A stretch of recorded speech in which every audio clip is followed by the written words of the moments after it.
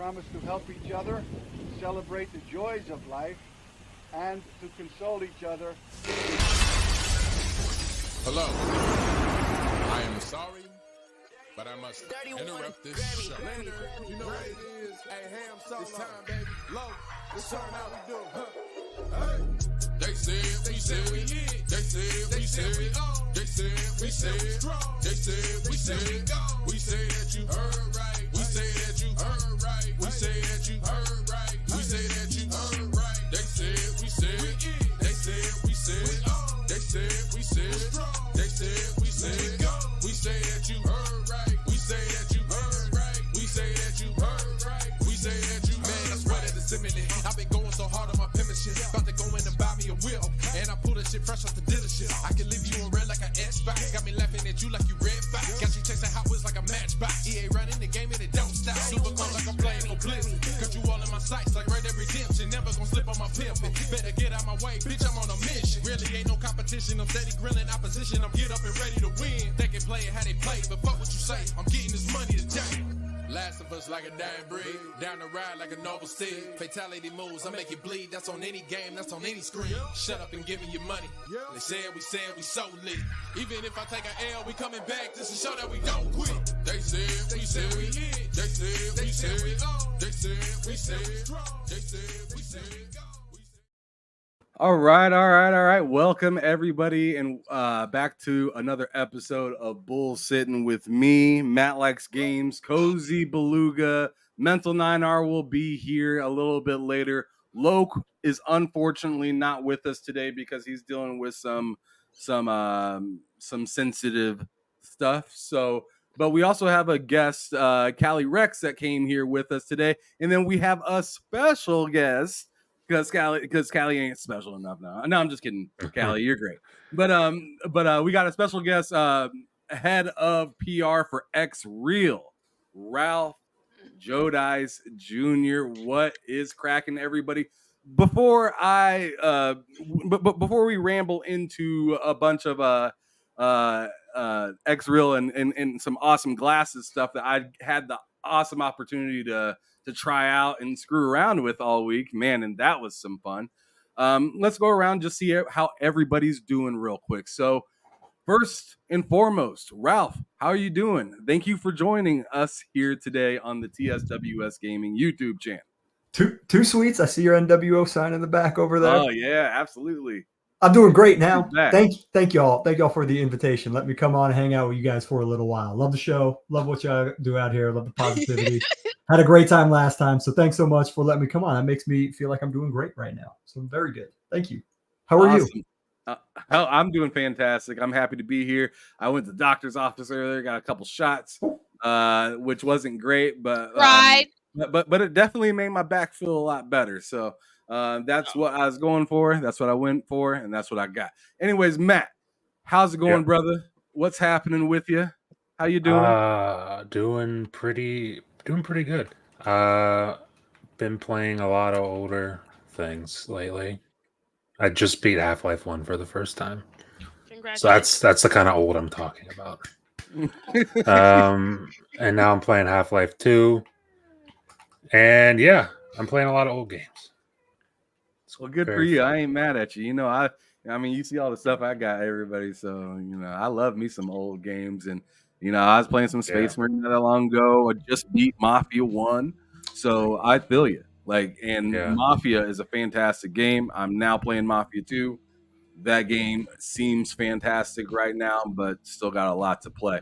You can see it on the screen actually right now. But anyways, Cozy. Old games are trash. I'm sorry. You're wrong. Whatever. You're terrible. You're a terrible person. But continue, Cozy. It's been a little while since we got to see you. You were busy doing stuff. I am still busy. I think by September, a lot of things in my life will be sorted out, and it'll be much better. Run smoothly. But I just had a hectic year. But I haven't really, like I said, I haven't really had time to play much of anything, and I refuse to sit down and just dedicate my time to playing anything for real until I start Elden Ring. So I've been working on some other You're stuff. mustering up some courage. Okay, I got you. I got poop tea. You're working up to it. I got more poop tea. I don't know what that means. The poop tea? The bug poop tea? It better not taste how it sounds. That sounds Probably does. That sounds right up your alley. How about that? Cali Rex. Cali Rex, what's going on? How you doing, brother? I wasn't sure if you were here or not, but you are definitely here. It's good to hear from you. You are the PS3 enthusiast. I always see you buying new games for that console. I mean, I shouldn't really call them new, but you know what I'm saying. But how you doing, brother? Good to have you here. I'm good, and yeah, I'm actually hunting for a game right now. I don't know if any of you guys have heard of this, called Tornado Outbreak. It was published by Konami, made by former Sly Cooper 2 devs. It's actually a pretty fun game. It has the art style of Sly Cooper, like very much so. And I'm trying to hunt that down. It's pretty rare nowadays, but other than that, I've just been enjoying life since I graduated college. So yeah. Nice. Congratulations. Well, I'm happy to have you here today, and I'm happy you don't have the stress of college burden you anymore, because I know how that is. When I graduated, I felt free. I mean, other than the money I owe, but I felt free. Other than I the felt crippling free. debt. yeah. Let's go. But anyways, we as I said, we got Ralph here with us today, so let's go on ahead and start out the show asking some questions about his profession. So he's the head PR rep of XREAL, if I'm correct. So going ahead, brother, talk a little bit about your product before I ask you some questions about the specific headset that I have. Yeah. Thanks, man. I appreciate it. And first off, if you're a Tornado Outbreak fan, have we got something for you? Right? What? If you're out, no. I had to start looking up Tornado Outbreak. All of a sudden, I was like, "What's Tornado?" Right? I got it over here on my phone, and I'm like, "Shoot, I'm gonna go find Tornado Outbreak now." Now the race is on. See if I can find it before Callie does. Thank y'all for letting me come on. Right? So we had a chance to come on before, which was super fun. Talk about some history. I've worked in the games industry for 12 years, the greatest industry in the world, and then transitioned into AR industry, which are cousin industries, right? What we make at XREAL is AR glasses that look just like these, which are fantastic for playing games. And what we have found in selling AR glasses for about 2 years already, the gamer audience is kind of our number one audience. This is what people are buying AR glasses for. It's what a lot of people do VR for. I think anecdotally, we probably think VR, we probably think Meta Quest. That's a great gaming device. Apple Vision Pro. I don't know if that's a good gaming device, but people might be trying. But kind of the birth of VR really sat in games for a long time. PlayStation did awesome with PSVR, built really cool games. So we push it through glasses, which Ham's got a pair of now, and I'd love to hear about your experiences and what that's like. But what we see is folks get our AR glasses, and they got to be plugged into something because we don't have batteries and processors in them. And a lot of folks plug them right into a Steam Deck, ROG Ally. I've got both of those on my desk right now. You can use an adapter, play with a Switch. We plug in with Xbox, PlayStation, computers, phones. So wherever you get your games from, however you play, we can put that through our glasses and then throw this image up on a big screen, from 120 to 320 inches, big virtual screens floating out in space, which means your portability to play games anywhere just really opens up. That means laying in bed and staring at the ceiling instead of craning your neck at wherever TV or monitor might be. Big use case. And again, using handhelds like a Steam Deck, an Ally, a Claw, etc. We plug right into that and then give you that great experience, but take it off of that 7-inch screen and boom, let's put it 150 inches out in space. That's kind of our bread and butter, but we work with anything, right? If you really want to get your email on a giant screen, we got you. If you want your Zoom calls on the big screen floating out in space, we got you. What if I just want to watch my horror movies as I go to bed? That's great one. I'm going back through all of Alien right now because I can't wait to get in for Romulus. Tonight. So I'm watching all my Alien. Are you going right? Damn, I'm jealous. Good for you. I'm psyched. Yes, this is it for your horror movies. It's great because then you can take them anywhere you go, right? You don't have to be confined to whatever screen you would normally watch them on. It's that's kind of the long and short of what our glasses do and what we're all about at XREAL. It's about giving you the power of whatever your content is anywhere and bringing AR to everyone, whatever that looks like. So, Ham, you got a chance to check them out. What do you think?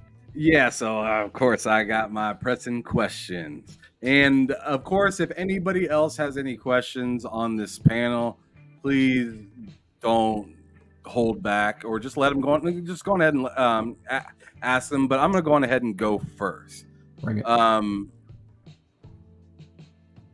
So I got a chance to use them, and I had a blast using them. Hold on a second. This freaking music is blasting in my ears. Anyways, it was that soft music. It felt like we were in an elevator. Soft music.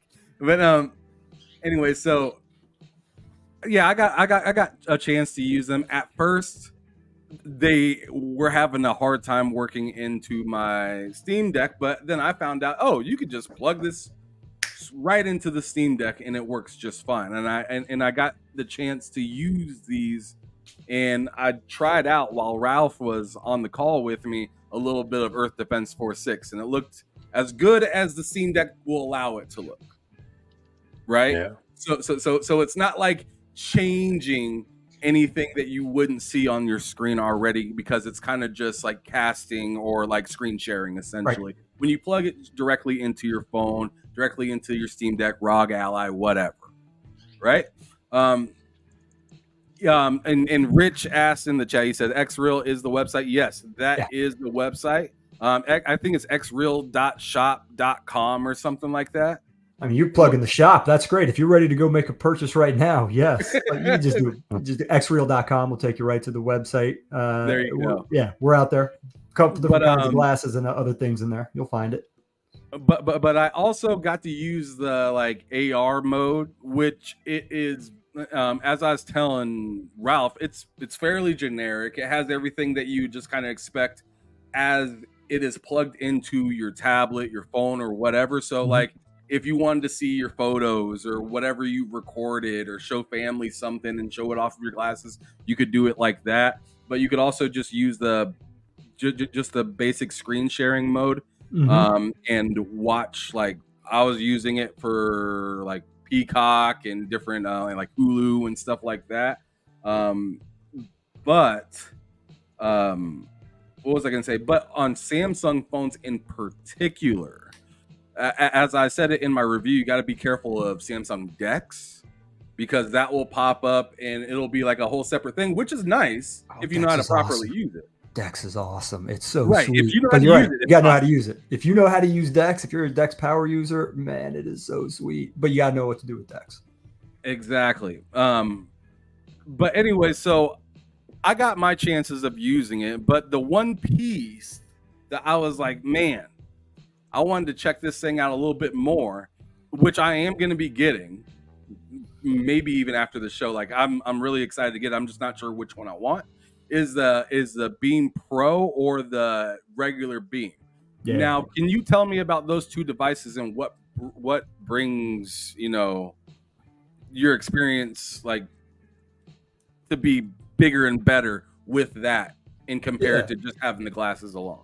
Yeah, absolutely. Yeah, absolutely. So our glasses plug into anything. Like I said, we plug into PCs, Macs, iPhones, Android phones, Steam Decks, Allies, Xbox, PlayStation, right? If your refrigerator had a screen on it with a USB-C, we'd probably plug into that. You could probably play Doom on it. So we need something to plug into though, right? So, and we've got a couple options our own to help you connect to other devices.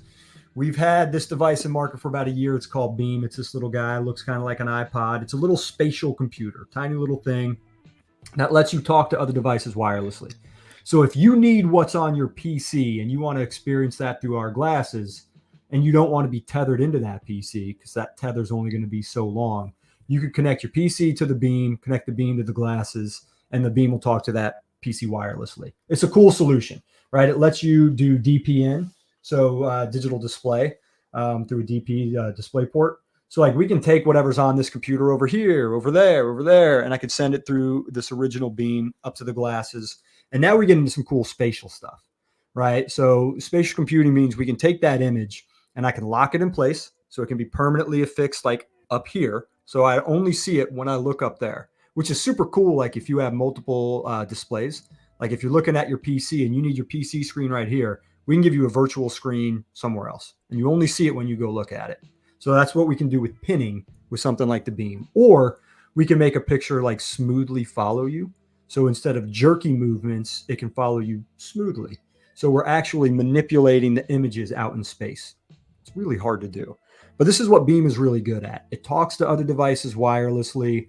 It's really meant to be a connector. You can use this Beam to connect into an Xbox or a PlayStation or a Nintendo Switch. So you can take those experiences, put them on the big screen, lock them in place, or have them smoothly follow you. Blow that experience up to 330 inches. Beam is really good at that. But it's a limited experience. It's not an app platform. It's good for connecting to other devices. So it depends on what you want to do. But we've got a brand new device that we call Beam Pro. It looks a lot like a phone. It's an Android device. It's an Android mobile device, jam-packed full of apps. This is like a content machine, right? So if you are looking for all of the apps, we've got you covered with this device. That means Netflix, YouTube, Prime Video, Google TV, HBO Max, Paramount Plus, Disney Plus. All the apps are here. That also means all the gaming apps. So I've got downloaded on mine Game Pass, Steam Link, even Amazon Luna. I'll mess around with some Luna. I'm not going to hate on it. And NVIDIA GeForce Now. So it's like, what app do you want to use? But those are streaming experiences, right? So it's like, how do you want to game? If you want to plug into your console, we got a device that's great for that. If you want to stream from the cloud anywhere, we got a device that's great for that. If you want to just plug right into your iPhone 15 or your Android phone, you don't even need a second device. It's like, boom, we got you covered. So options. We're not a company that says like, you have to buy this thing. That's the only way to make it work. We're all about options. We want to offer options and choice so customers can like find the way that you want to engage, find the way that you want to play, right? So my question back to you earlier, Ham, was like, how do you play, right? Like, are you game streaming all the time and it's like cloud? And not a lot of people are doing that, but like if that's your jam, we got options for you. Or if it's like, I gotta be playing over there. There we go. Balloon's hitting it. Nice, yeah, right? That's Cozy's jam right there. Right? She's Me always too. out. She's always about, and she's always trying to like. Me too. Because the time it takes to download a game on my console, I'm like, I just want a sample. I want to find out if I like it. Which I loved when the console's like put in. You could game stream for sample, but I do that from my phone now, straight to glasses. It's fast, and like I like that. And I'm not a pro gamer. Like I don't need 0 millisecond latency. I'm not good enough anyways. And the games I play don't matter. Right. So like I'm streaming everything, which is why I'm like, yeah, man, I just stream into this device, no console required. And I think that's pretty damn cool. Yeah, it is pretty dang cool. Now, with that being said, so you talked about the Beam Pro, you talked about the Beam, you talked about a little bit of the glasses and whatnot. Now, I got the Air 2 Pro glasses. There's one above the one that I have called the Air 2 or the Air Pro or the Ultras. I don't remember. Can you? You're right. You're nailed it. It's Air 2 Ultra. It's a mouthful. Air 2 Ultra. Air 2 Ultra. Okay. Just take the Pro out and insert Ultra. Got it. Yeah. So so can you tell me like the big difference of getting maybe like if you want to go all out, what would that provide? Yeah, it's a different experience. Like the core video experience, gaming experience, and video experience is gonna be the same. What Ultra offers, and that's these guys right here, is I bring it in there. That is a little sensor. It's a 3D environment sensor. That's for developers to use for like mapping environments and doing hand tracking, so you can light up things like gesture and pinch and control this way. So it's a different experience because the glasses that you have are the ones that I rock daily also. Air 2 Pro. It's a dope pair of glasses. It's perfect as a wearable display. Ultra is more of a developer kit. It's got these 2 3D environment sensors on it that shoot out like basically a laser to do LiDAR sensing. So it's going to read my environment. It's going to know that's a wall over there. That's a desk, different levels. So a developer could use that type of information for like depth and mesh and 3D to then, basically build a game or an app that is environmentally aware. Us as an average person, we don't need that level of tech. We don't need to be environmentally aware with our glasses, but you could be. So we've got the Ultras that really light up some cool 3D environment sensing for developers to make cool stuff out of, which is super cool. And then they have a titanium ring frame on the bottom, which is just style points for days. Style points. All right. So, but you would still need the Beam or Beam Pro to like connect directly to like a console. So if you want to go into a console, we got a few options. You could use Beam V1. Beam V1 will take you into a console. Or we have this tiny little adapter that's called the adapter. Very clever marketing name. So adapter will plug right in, right? You got one side to connect to the glasses, the other side to connect to the HDMI out of your console. Boom, boom, boom. So like really simple little device that'll let you connect into the consoles. And that's whatever. That's PlayStation, Xbox, Switch if it's docked. Switch, we would need the Beam to connect to undocked because Switch doesn't do video out over its USB-C port. That's their choice. Asking them to fix that with the next one, please. So we'll see what happens. Do you think it's going to be called Super Nintendo Switch? It's got to be, right? That would be the coolest thing to call it a Super Switch. Yeah, you got to call it that. That'd be sweet. I can't wait. Yeah, so back to that question, Ham. You got options, right? You could connect to a console with this, and then you can change the size of the screen. You can position it in space because Beam unlocks spatial. Or if you could just go straight in and you would have just a full-on screen mirror experience. This little adapter for, I think, $40 would put you in also. Okay, so a person that goes by the name of Sunrash from the chat said, can you buy it in Denmark? So we are in lots of Europe. We don't officially sell in Denmark today, but I know you can have it shipped there through different third-party stores. Like our store probably wouldn't do it, but Amazon I think does. And then some of the other websites where we sell will. So you can get it in Denmark, Sunrash, even if it's not officially supported through our website. So take your pick where you want to buy. Amazon should probably be able to do it, I think. And then Mishi Miyagi asked if y'all take EBT. That's a good one. I don't think so, but that's a good question. I don't think so. I think we take other stuff. Damn, right? I haven't tried though. I don't know, man. Well, let's give it a try. Let's go hit shop.xreal.com and let me know what it does. If it works, then you might need to have another conversation with somebody else. But anyways, Epic Gamer said, imagine EDF in VR AR. Yeah, I tried it for a little bit on my phone. Now, so we were talking about some of the use cases, and I know you only have like a few more minutes left, and I'll go on ahead and ask anybody on the panel if they have any questions. But before I ask that, we're talking about use cases, and you were showing me something earlier that I thought that was really cool. So let me put it on the screen. Boom, right there. So you remember this right here. You remember this. So yep.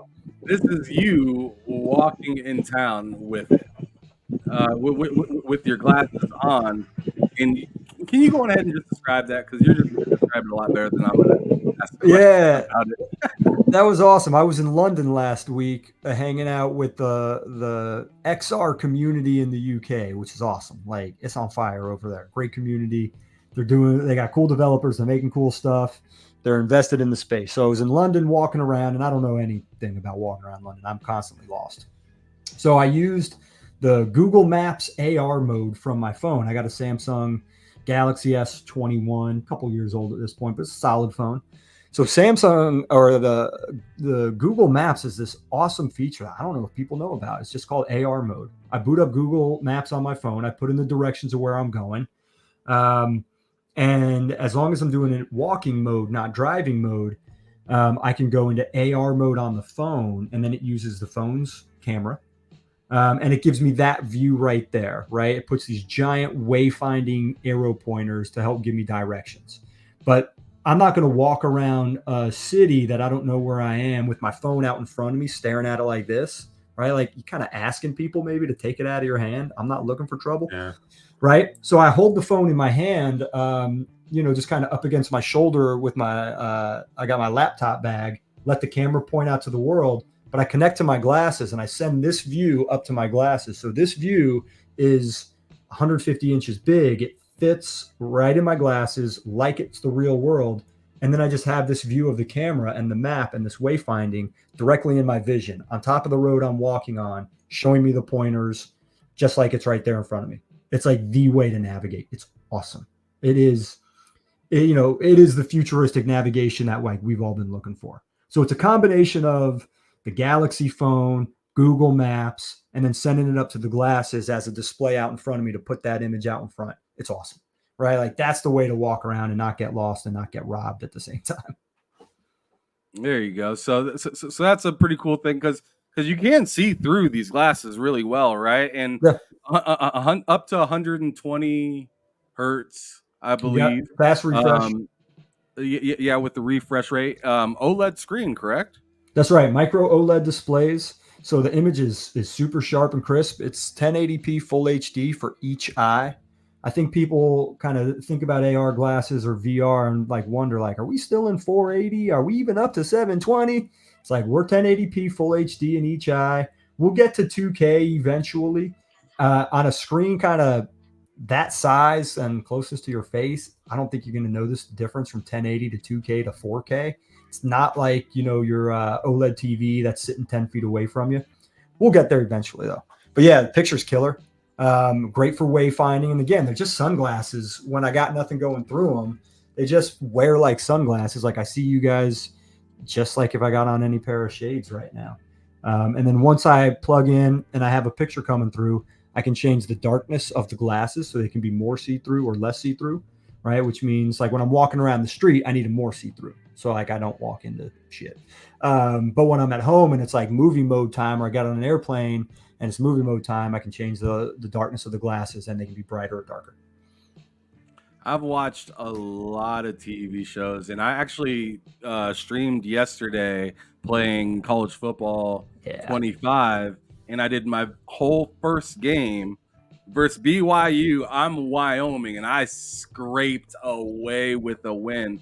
But I won the game, and it was crazy because I was playing the game through my Xbox, but it was but I have the capture card, so it goes to my PC. But then I remote played it from my phone, plugged the glasses into my phone, and just sat back with the glasses on and just played the whole game, no problem. Awesome. No problem at all. And it was awesome. Nice big screen, looked really good. I mean, like I said, it's going to replicate the look of what's projected on your phone. So it's not going to up-res anything. It's just going to give you the picture that you could have seen on your phone, as good as it may be. So if it looks gorgeous, it's going to look gorgeous in the glasses. That's right. Like if you got a bad connection, it's going to look mid through the glasses. That's right. If you got a choppy connection from your pipe at home, and that happens, right? That'll translate into the same picture. So like with anything, right? You want that good internet connection, whether it's Wi-Fi or you're plugged into something, and then we'll just translate it up to the glasses. And it's the same thing, right? It's a big 2D screen. We can do 3D. There's not a lot of 3D content, but like on my phone, I've got Ready Player One downloaded in 3D, so I can watch that in 3D. Dope. I got Avatar in 3D. I can watch that in 3D. Awesome. But there's not a lot of 3D gaming options, right? But if developers unlock a 3D mode, we can play it. And like that, and just even more immersive. So lastly, does anybody before he, because Ralph has to get up out of here, like I do really soon. Does anybody have any quick questions for him? I do. My biggest question is in regard to those of us who are severely nearsighted. Yes. That's actually a fair point because I'm pretty nearsighted. Here's what we do, right? Like nobody left behind. Can't leave people behind. That would be, the wrong move. So every pair of glasses that we sell, what comes inside the box is this little blank insert lens. This little thing right here. It's a little lens. And then you can take it to a local optometrist, wherever you get your glasses, and they could add your prescription to it. Or you can just order it online with your exact prescription added to it, or you could have it ordered online, like with your number. Are you a -1? Are you a +5? Whatever. You get it added to this, and then they just click in, right? So like inside the nose piece there's room where I would just click that in, and that little blank lens is just going to float there, just like if you were wearing your glasses. right? So like, and it's going to be made just for you. Like it's your prescription added to it or the closest number. It's just right there in the kit. You can either do it from the kit in the box or order it from our website or from any of our partners. So like you're not left out. There's just an extra step of getting your prescription added to that little thing, and then it plugs right in. Sweet. Okay. Yeah, it's a must do. It's a must do, right? And like it's not nearly as complicated as like ordering a $400 lens insert with some VR headset that already costs you $4,000. Right? We're gonna try to make it a little bit easier on you, a little more palatable. Anybody else have any questions? No. Nope. Very interested. Same. If I can put glasses on and like, because I sleep in my glasses anyway, but if I could put like glasses on, watch a movie as I fall asleep, it's the best. Because if you do that with your phone, you're gonna drop it on your face, and that sucks. And we hear this from a lot of people. Like, look, it's none of my business what people do when they get in bed, but I think everybody gets in and just flicks around on their phone, whether it's Instagram or TikTok or YouTube. That's what people do. And you're looking at a bright screen in a dark space. That's strain on your eyes. You're staring down probably like this, and that's bad for your head, neck, and shoulders. Like imagine just staring at the ceiling, resting on your pillow, and then holding that phone or whatever down on your, on your hip, on the side, on the bed, and just flipping around comfortably and letting all of the view just be up here. Like it's. And remember, Cozy, when you wake up with those glasses on, you'll be able to see. That's right. Alien will be right in front of you. So like, what a way to wake up. It's perfect. But you could just walk around with them as regular glasses. Is kind of what I'm saying, because you have the prescription lenses on. And that's pretty impressive because I think a lot of these headsets are designed, from my experience, they are never designed with thinking about, a lot of people need corrective lenses. Yeah. Yeah, like we're focused on the all-day portable, meaning like you can carry these all the time, whether it's on top of your head like a normal pair of sunglasses, and I constantly have mine on top of my head, or you just want to wear them straight up, that's cool, or like all-day portable in your bag, in your pocket, like they're always available. Unlike a big VR headset. Office earlier, and when I walked into my, I used them because I was sitting there for like 20 freaking minutes, of course, and when I got into the room to get my shots for my back, my doctor was like, "Are those like glasses that you can like watch stuff on?" And I was like, "As a matter of fact, they are." And it was just really cool, It's really cool to kind of share that stuff and like people see that and they're like, "Oh man!" So like, doctors' offices, dentist offices are like ideal use cases, especially the dentist when you got to sit there, and you just wear those crummy sunglasses they give you in the dentist office and just stare there for 30 minutes while they're cranking on your teeth. That stinks. So every time I wear mine in the dentist office, it always sparks a conversation of what's it going to take to put a couple pairs in the lobby and give your customers a better experience. Like it's great for that. That'd be crazy. That'd be premier dentist right there. But I know you gotta get going, and I don't want to keep you here. So thanks for coming through and chatting a little bit about XREAL glasses. I'm having a blast with them so far.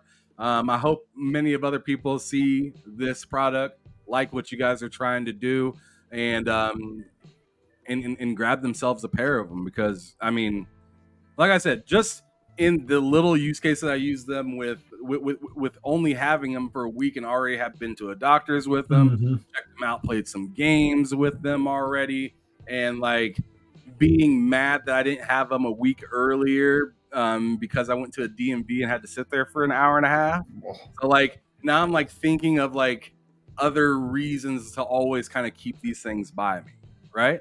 No, I love it. Like you're doing my job for me, and I appreciate y'all letting me come on and hang out. I had a good time last time. I had fun here, so thank you for helping, letting us spread the word. Like I said, 12 years in the games industry. I love it over here. I love coming back and talking games, and we didn't get a chance to do enough of that. So I have a question for all you guys also. All right, like we got Gamescom coming up. Gamescom's coming up. Well, that means new showcases, new trailers, new games.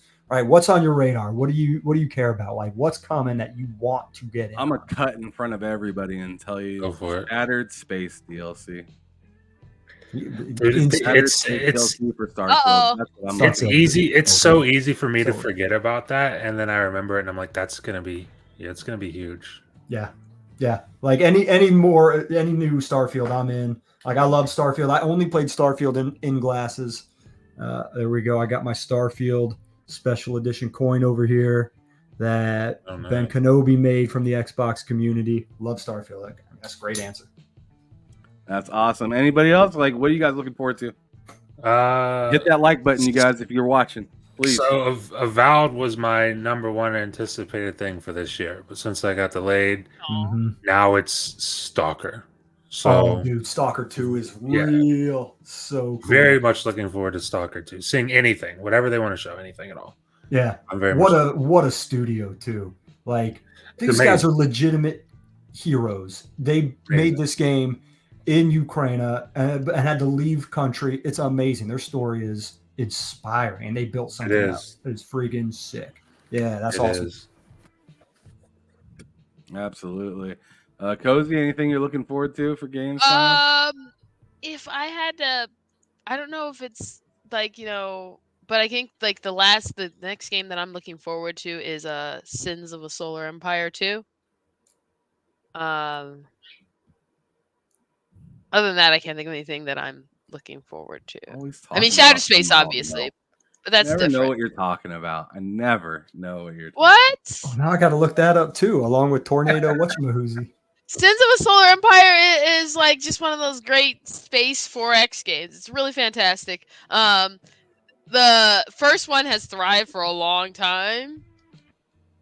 And I'm just excited for the second one. Because it's been a long time coming. It's not a new game. Okay. Callie? I'll be honest, I haven't really been keeping up with too many games these days, but the only one I'm interested in so far this year is that new Gothic remake from THQ. Okay. THQ don't miss. They're good. Good studio. That's awesome. That's awesome. I'm always a THQ fan. Especially since 64 days. Like that. I have one more thing. All day for me. But what's up, Cozy? Viva Pinata. Oh wow, Viva rules. Viva 316. Viva's always good, man. Every time. Viva's a great game. He's a great game. Sure, but it's never at any of these showcases. And it's going to come back. Time. I believe in it. Back, Cozy. We remember Gamescom 2015 when Rare released the Rare Replay featuring all their back catalog of games minus GoldenEye. And Viva Pinata was right there, and Viva Pinata 2 was right there. Like, the Rare Replay was a rad re-release of old Rare games. And that was Gamescom 2015. I was there in person and released that. That was dope. Well, you asked us what we're looking forward to. What are you looking forward to? South of Midnight and Indiana Jones. Yeah, South of Midnight. South of Midnight's going to be real. Like the style on that. The art's awesome. The art's awesome. The art's awesome. The voices are killer. The acting's real. Like South of Midnight's going to be it. And like Indiana Jones, it's hard not to like. Kind of pushing back about the stop motion, and I'm like, dude, like, who else does that? Like, let me get that. Like, I want to see like to pretend that they like style and conscious design choices, but a lot of times they don't actually want that. Right. Until they see it. Yeah. I want to see how people respond to it when they can play it, and like I want to see how it sells. So South of Midnight will be rad, and then Indiana Jones. Like, come on, man! I need Indiana Jones. I think that's I think Indiana Jones is gonna be a banger. Right. Pressure's on. Like once Pressure's you get on. to use that whip and and just punch people dead in the face, like that. To me, that sounds great. Like, how many video games? Like it's weird that we have fists, but we don't really use them in very many video games, right? We may have like a quick shiver that we use to get somebody off of us, but very rare do we square up with somebody like GTA or something like that, where you're actually using the fists in combat. So like, I'm excited to be in first person because it's even more rare in first person and get that like extra personal feeling of just popping somebody right in the nose. I can't wait to try my shades on with that. That's going to be great. That'd be good. And yeah, our glasses are dope in first person. So like I use them a lot for Forza. or anything racing, and like you go into the cockpit, flying and racing games. Like I got Ace Combat 7 over here on my deck, and like that's just killer. It's killer for that. Oh my goodness. All right, y'all. I appreciate you guys letting me come on and jaw for a little while. Thanks for the support. Appreciate you guys. Love the show. Like, have fun out here. Like, imagine that. Imagine we have fun in our industries, and like we like the stuff that we like. Imagine. He said imagine. All right, man. Well, thank you so much for coming through, spitting all those facts for us, and being a phenomenal guest here on the TSWS channel for the second time now. So thank you so much. You've now tied Seamus Blackley for the amount of times that you've been on this channel. Oh, he's gonna be mad about that. You're gonna get a call from him next week. Like, I need to come back on. All right, I got another topic next time. I'm ready for show 3 with another topic, but we'll save it. Appreciate you guys. Hope you all have a great rest of your day. Y'all take care. Yep, you too. Bye, everybody. See you, gang.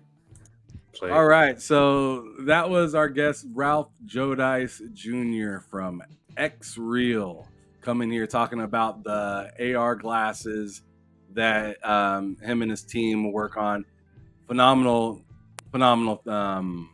piece of hardware that they got. I'm absolutely loving it. But we got some news to talk about this week, and unfortunately, like I said, Loka is not with us, so you're going to have to listen to me a lot more than you'd probably think. And by the way, I just want to let you know, now that Ralph is out of the building, hey, Matt Hum in the chat, go to hell. Fuck you, bud. Fuck you. For yesterday. He showed up yesterday during my football stream, my college football stream, and he just caused absolute hell. He is like, I'll give you a super chat if you throw a pass more than 20 yards. Then I throw a pass more than 20 yards, and he's like, I meant 30 yards. So then I throw a pass over 30 yards. He gives me a $2 super chat that says something along the lines of, you gonna lose. And then I mean, so let me give you a little bit of context. Matt Hum is my cousin. He's my real life cousin, so I don't have a problem with giving him a hard time. I don't talk to everybody like that, but I talk to my cousin like that because he's an asshole. But I love the brother. He stuck around.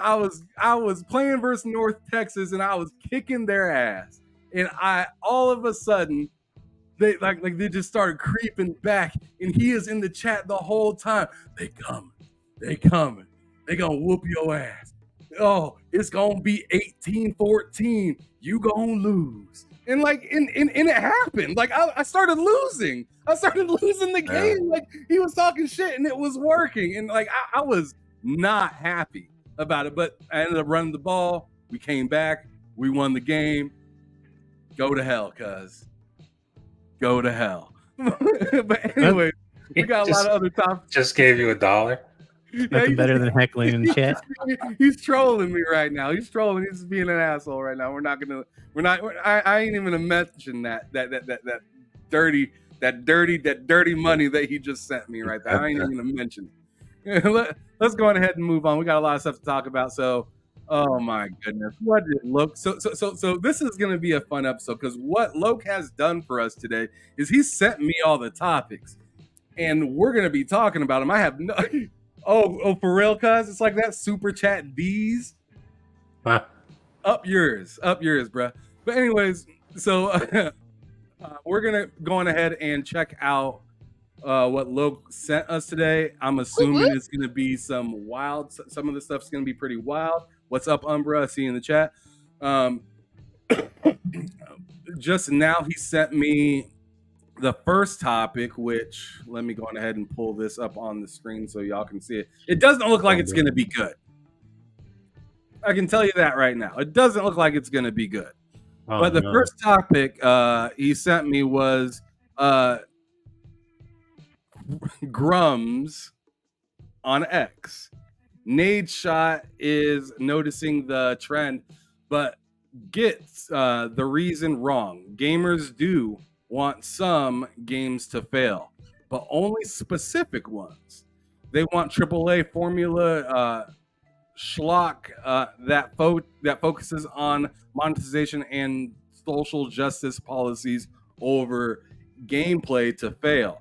They want games that have called this ist, and yeah, I don't know what the hell.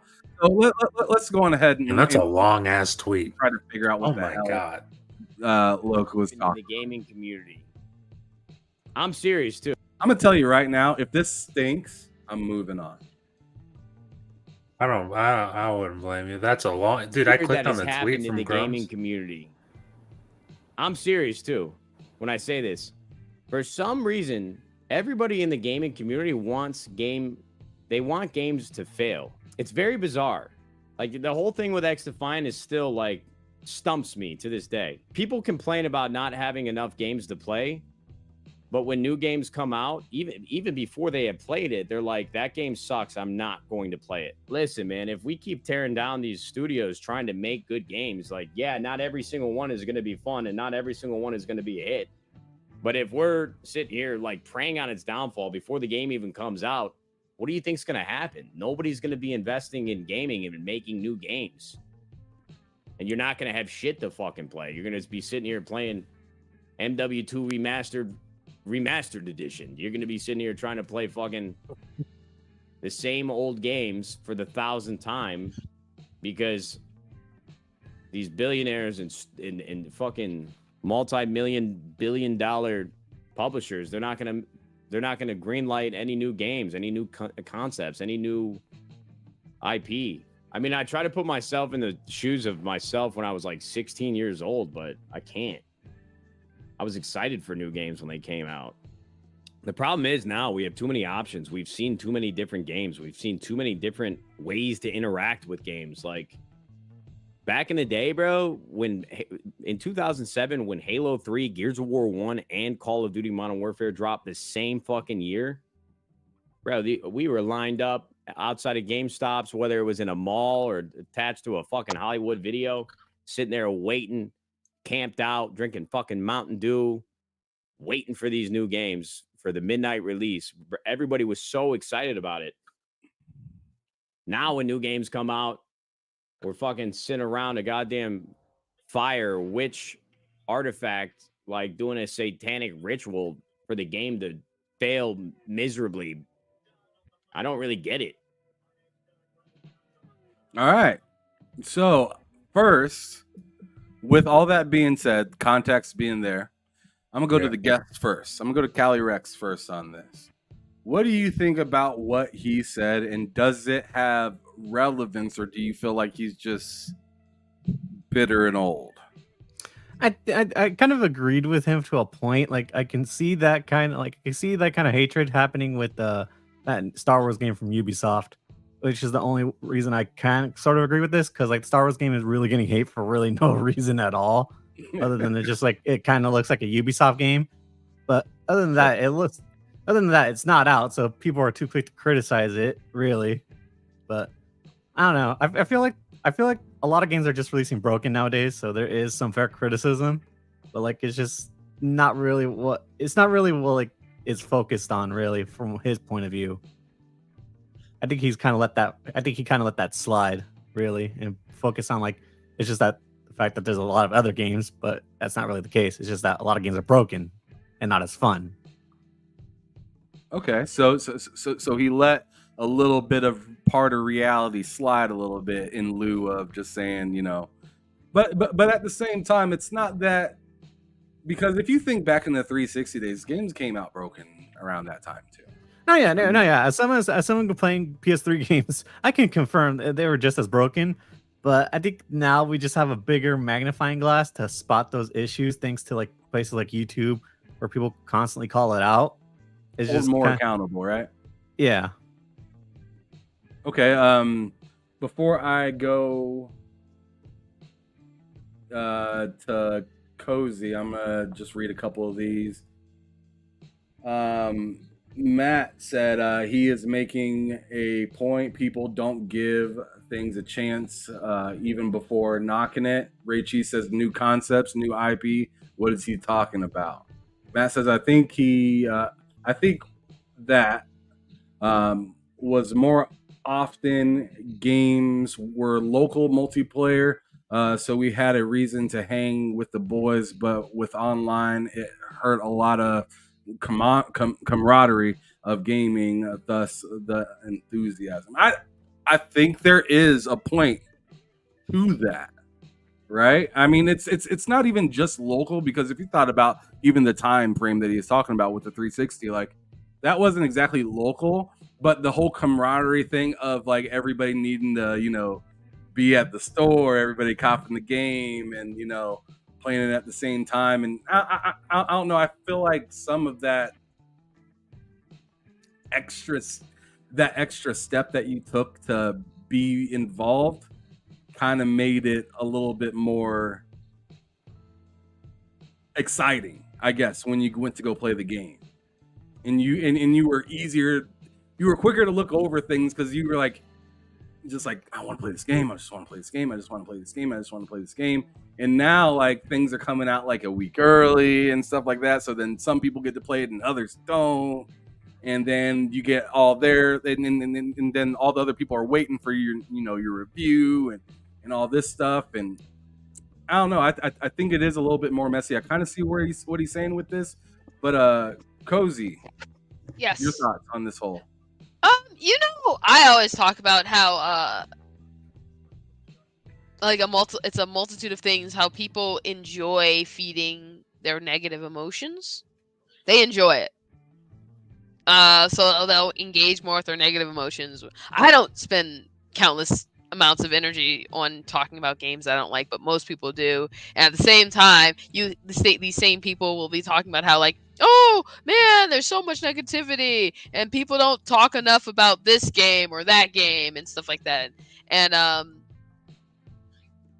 they are very removed from the whole process of everything that goes on in making a game, from all of this. So it's easier for them to just, someone doesn't like something and they value that person's opinion, so they also don't like it. Is that really their fault, or is it really the fault of the publishers releasing like games kind of breaking people's trust though?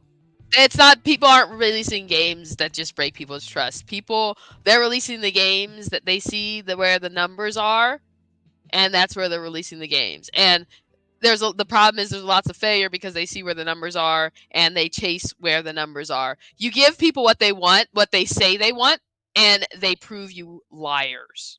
They prove themselves liars.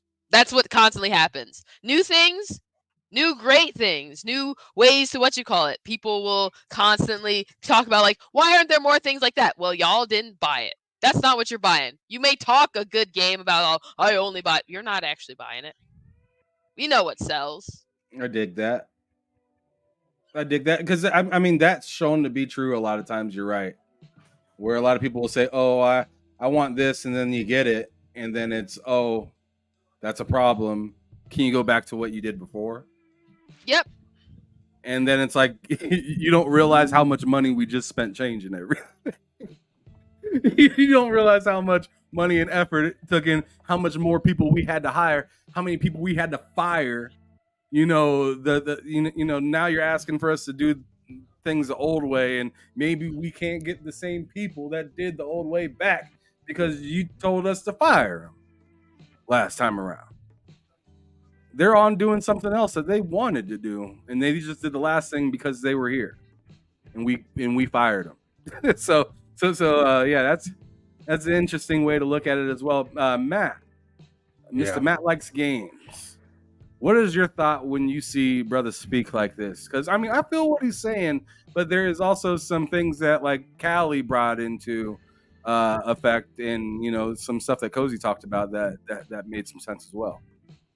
Yeah. So what he's saying, I think it's true, but I think it was also true 10 years ago. I think it was also true 10 years before that. Like it's been true forever. The problem is because everyone, myself included, I'm not excluded from this, is chronically online. Literally sitting here on the show, whenever I just get the itch, I'll scroll Twitter. So it's like that's what everybody does all the time. So you scroll Twitter wherever you're scrolling and you see negativity all the time. You could maybe make an argument there's more negativity just because you're seeing it. Because you can see it now, right? Yeah, because you're seeing a lot more of it. Like, especially in gaming, where I think Callie raises some solid points of, like, you know, sometimes games just release broken, and sometimes developers, publishers get backlash for that, which is a fact.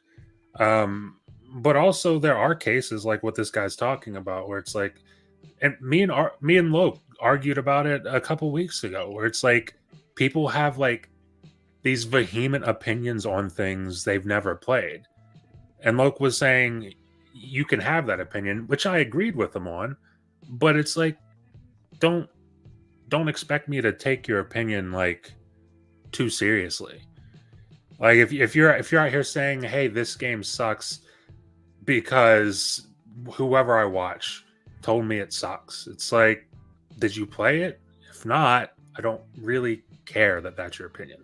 If you played it and you still think it sucks, by all means, let's have a discussion about it or whatever. But I feel like you're seeing a lot of that online, where it's like people having opinions about things that they haven't really tried, and they're really passionate about these opinions for whatever reason, and that's why I think there's some merit to what this guy is saying. And I do think also a little bit of us getting older kind of factors into, like, I don't know how old that guy is. He looks maybe around our age, 30. Yeah, he looks around my age. Yeah. Like late 20s, early 30s. Between 25 and 35. Exactly. So, like, just getting older is also a part of it, where it's like I can boot up a game on my PS3 or my 360 or whatever, and I can play it and enjoy it for what it was. Like, you think about Halo 3, one of the biggest games of all time. That game ran at 30 FPS. If a game like that launched now, if a competitive FPS game launched at 30 FPS now, I'll be like, what the fuck is this shit? This is terrible. But like back then, you just it didn't matter. It didn't bother you at all. So like, it's getting older. It's getting a little bit more knowledgeable of technology and everything, and what it's actually capable of. And sometimes when games don't hit that bar, it's like, eh. But yeah, I think he's onto something, but I don't think it's too much more negativity than it's always been. It's just a lot more easy to see it. Yeah, I mean, there's a couple things that were said here in the chat that I'm gonna read real quick. So Raichi said PS3 games have a lot of invisible walls. Modern games have way less of these invisible walls, so they are more places we can fall off. Richie then says, kids these days need to watch Grease movie. Grease was terrible back when I was a kid. It was terrible 30 years ago. It was terrible forever. Matt then says, honestly, I don't feel like games are less replayable or not as good as we've had. Just been spoiled rotten, so now we're nitpicking, like Cozy says. I think that's true too, and I definitely agree with that. That there's been a lot more nitpicking, and people wanting their game to be made instead of just playing the game that's there. There's much more access, and now I'm going to go on ahead and just lay out my opinion. There's much more access between the customer and the seller than there ever has been before, right? Mm-hmm. So now I can speak to a Harvey Smith and he'll acknowledge I spoke back to him. Yeah. Right? I'm still talking to Harvey Smith, by the way, and he told me he's like, I'm pretty busy this year. Holla at me next year. I might be able to talk to you sometime early next year. So I already put it down in my calendar when I'm in the holla at him. But that's the kind of stuff I mean. Is I'm just a regular customer. Yeah, I have a YouTube channel, and that's probably why he's talking to me, is because I have a channel and I'm trying to actually talk to him about games and stuff like that. But like, I've heard of like not that long ago, I seen the maker of Mortal Kombat. What's his damn name? Ed Boon. Ed Boon, yeah. Ed Boon just had a post not that long ago where he was like, I love it when fans send me this. And he had an email that fans sent him just asking for a specific character into the game. And I'm like, yo, like, people are talking to people. And sure, that's always been a thing. But it's much easier now to speak to somebody than it previously was. A lot of this stuff is just behind a paid subscription. Like, really, like, if you want to talk to somebody on LinkedIn, just go pay for that subscription. You can message as many people as you want. But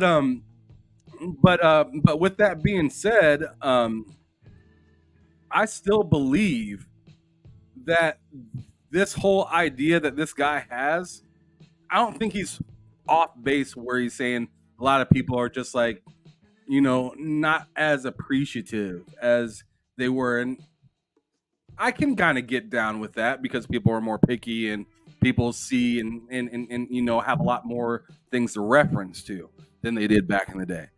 But where I'm kind of indifferent on his opinion is, like, at the end of the day, I need these developers to stop using the news or media or something like that and getting in their feelings and then telling us how they feel or whatever the hell. And just, as the term is used a lot today, just stand on business. Just stand on what the fuck you made. You made what you made. Be happy with it. Like, if there's some people that don't like it, well, fuck them. Did you make the game for the people that didn't like it? No. You made the game for the people that do like it. So listen to them. Yeah. There's always the more that you give them, like, room to speak or room to breathe, the more that they'll take. You give them an inch, they'll take a mile. And then they'll ask you for another mile and another mile. And then eventually you're not even doing or making the thing that you want anymore. So I remember having this conversation back when we were talking about, like, Sweet Baby and stuff like that, right? It's up to Bubba when he made his game, how much he's going to utilize Sweet Baby's advice. That has nothing to do with Sweet Baby. Sweet Baby is not going to fall on the sword for your game. If you want to use some of their things that they have, if you want to use some of their information, sure. But you also, as the developer, can say, no, I don't want to do that. I don't want to talk to this person. You don't like that this is in the game? Well, what's the game that you were referring to? Yeah, go play that one. This is for Star Wars fans. And if you're a Star Wars fan with a caveat, well, sorry that I don't meet your caveat. Keep it moving. Yeah. I just feel like more things need to do that instead of trying to, like I'm so tired of companies trying to appease to a wider audience. Like the movie Borderlands. You tried to appease to a wider audience and look what happened. You got no audience. Yeah. It's unfortunate. Borderlands wasn't a bad movie. It was a bad Borderlands movie and a mediocre action movie. It is PG-13 in an M-rated game movie. That wasn't the big issue. The big issue is it didn't capture the spirit of the game at all. At all. It didn't look like it. So the thing is, if you take out the Borderlands aspect, it's like an average action movie. The problem is they slapped a Borderlands label on it, so it's a terrible Borderlands movie. That made some obviously confusing choices, because why would you do that? Like, there's no reason to have Krieg in there and not Mordecai and Brick. That's both of those are wildly more entertaining. And to make Roland the kind of like the goofy character when he was legit the only straight man in it.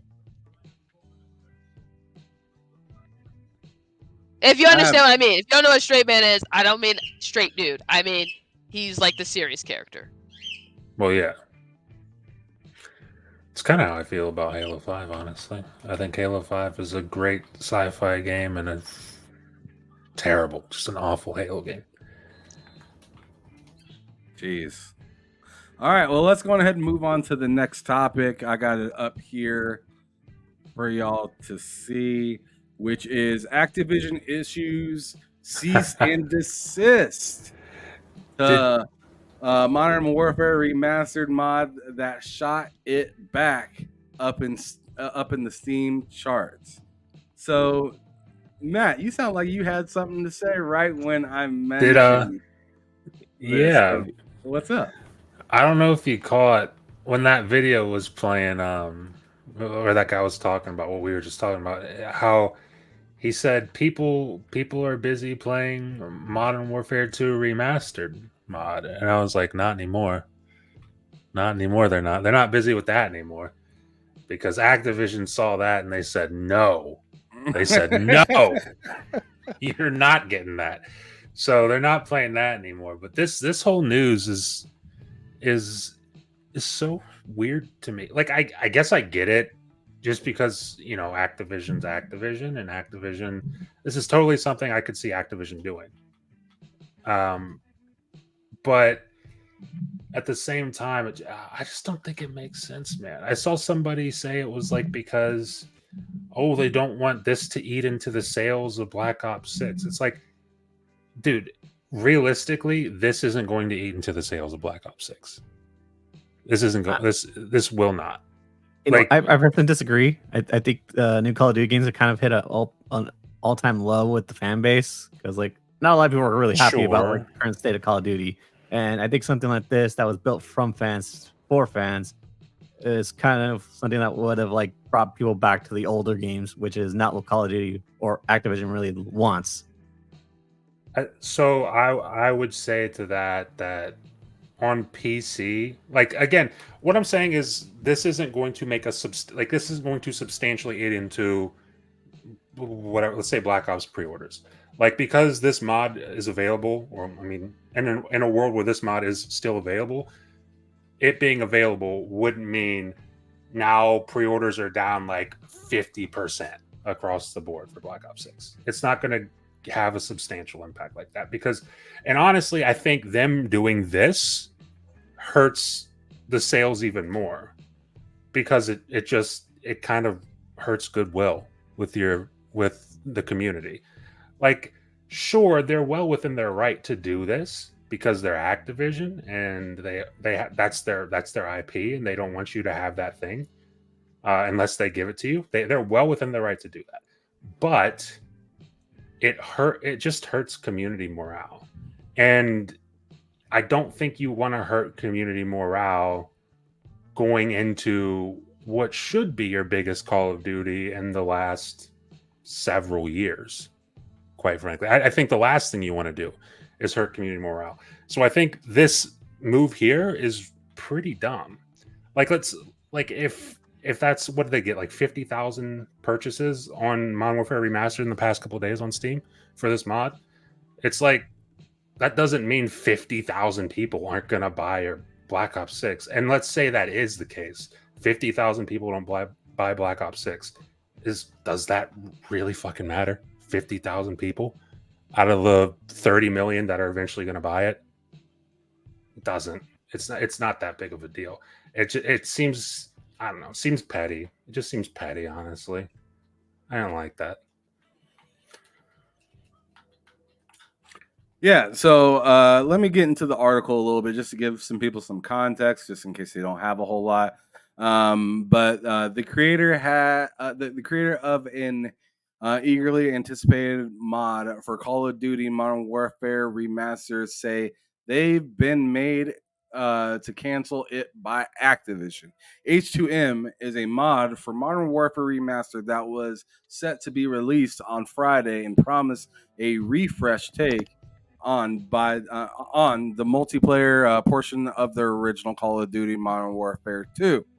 The mod was set to feature over 50 maps. It would also include an updated progression system, as well as new attachments, and camo that weren't featured in the original game. Modern Warfare 2's original suite of kill streaks were also being included as part of the mod. However, In a short statement posted on X just 5 hours after posting a trailer hyping up its release, the mod creators have announced that the release has been canceled. Today, our team members received a cease and desist order on behalf of Activision Publishing in relation to the H2M mod project it wrote. We are complying with this order and shutting down all operations immediately and permanently. Today, our team member has received... Okay, so it's just all that. It says the mod, which was to require the base game of Call of Duty Modern Warfare Remastered, was gathering so much hype that it made the game shoot up to the top of the Steam charts, going as high as 4th at one point. The mod was set to combine the maps that were already included in Call of Duty Modern Warfare Remastered alongside Call of Duty Modern Warfare 2's maps, and the modder has brought forward the original game. So yeah, this whole thing is shuttered. So I don't know, Cozy, do you have any thoughts on this?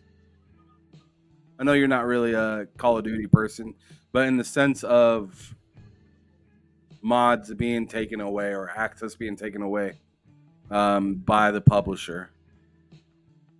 Is she even there? I don't know.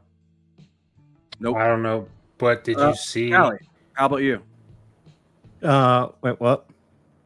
How do you feel about this in particular? I know you talked a little bit about like some of the I feel it's coming from Activision, especially since not that long after they put fucking the older game on sale on Steam, knowing that new people would buy it.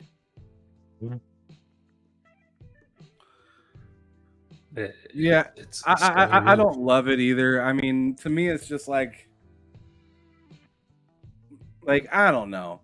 I don't see why you like. I was thinking something kind of scummy as well, but it would have made it hurt a little less, possibly.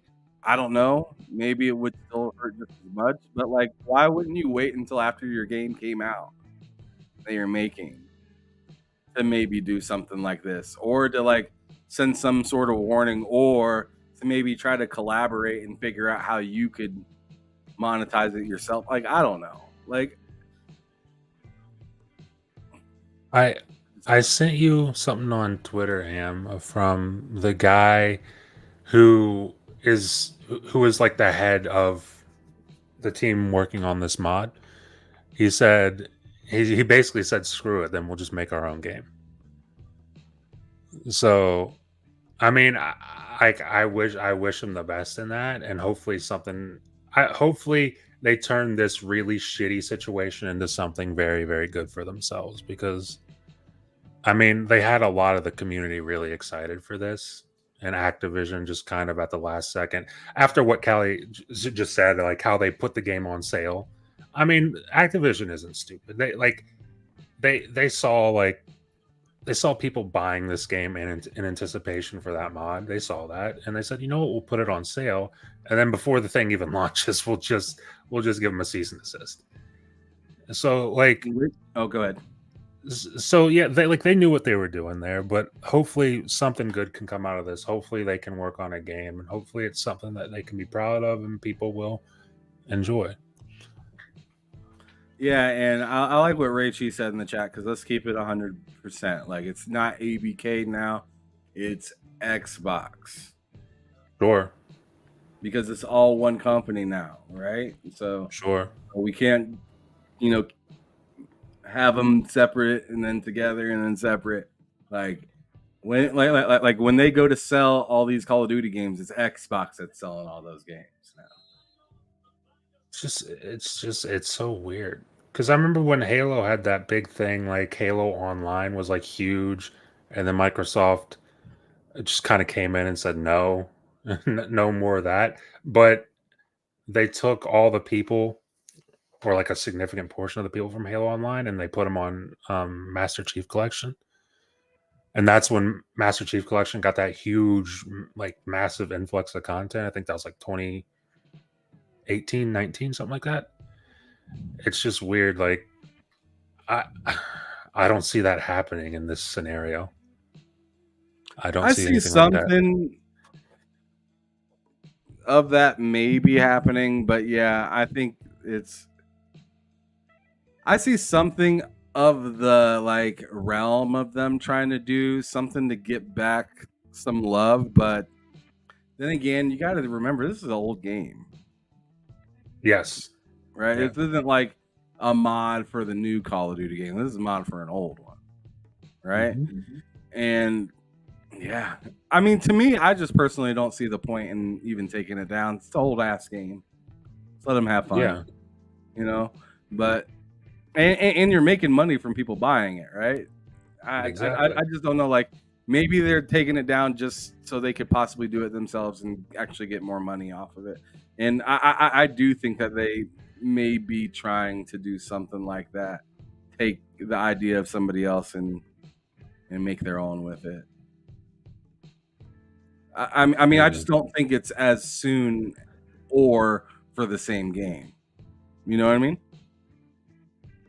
Like they could possibly definitely do something that they're thinking of with like a current gen version of Modern Warfare that has more people in it and try to manipulate that or something like that. I don't know. Also, hopefully, I mean, you got to think, like I said, there was like 50,000 people who bought that on Steam. And keep in mind, this is only on PC. This is a thing you can only play on PC. So maybe Activision or Microsoft, we'll say that, saw that and was like, well, I mean, if 50,000 people bought it on PC just over the past couple days to play this mod, why aren't we doing this on consoles everywhere? Literally everywhere. Especially, you could put that on Nintendo Switch if you wanted to. Like, I mean, maybe they saw that and they're just like, why aren't we making money off of it? Either way, it's just kind of, it's not for the players. Yeah, it's not. It's not. Just to kind of be real about it. But let's see.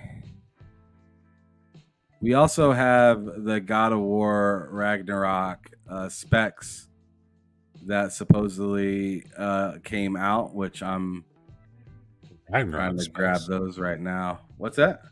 The Ragnarok specs. Ragnarok specs for PC. Is it not out already? Oh, that's what I was thinking. I'm like, what the hell is Luke talking about right here? I'm gonna look this up. No, I don't think it's out yet.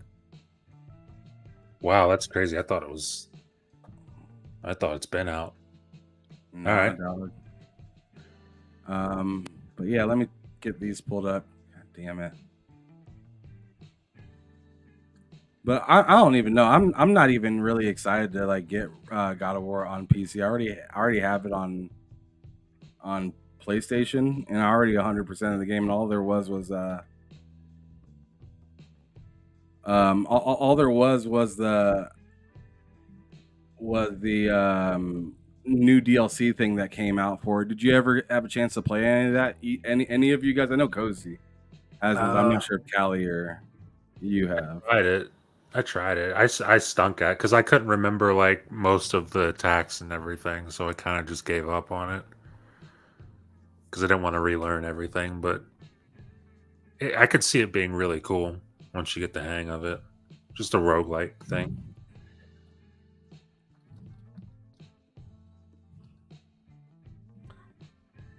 Let's see.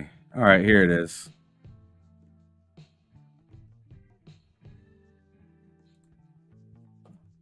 Share this screen. All right. So there's a photo, shows everything that it should be able to do. So your minimum specs for 1080 30 FPS low is GTX 1060 with a AMD RX 5500 XT, Intel i5 4670K, or Ryzen 3 1200 with 8 gigabytes of RAM, Windows 10, and 190 gigabytes of SSD storage. That's a lot of storage. Dude, it's not. What is it on PS? It's not that big of a game. Or it wasn't on PlayStation. The Ultra, to jump all the way to the end, and then we'll kind of go through and talk about some of the stuff in between. But for the Ultra one, it's 4K at 60 FPS. Ultra settings is a 470 Ti or a AMD RX 7900 XT, Intel i5 11600K, or a Ryzen 7 3700X. So that's not bad at all. Dude, I could crush that. Yeah, I know, right? That's not bad at all. 16 gigabytes of RAM, Windows 11, and yeah, same amount of storage.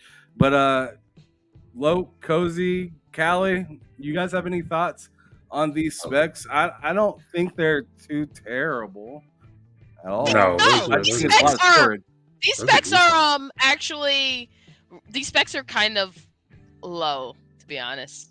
Yeah. This is that minimum. I'm like, what? A 1060? Yeah, that's impressive. Like, no, the fact that I am above the recommended, but I'm not quite high for some of my parts. But really? Yes. Okay, I'm done. Well, I mean, the specs look pretty decent, but it's just that my computer don't meet the requirement. Well, it meets the 30 FPS practically, but I want 60, so big sad there. Where's that? What? It's not bad. Wait, I mean the 30. You want 60, so yours doesn't meet the 60. What part? I have a 1070. What's the 60? 2060.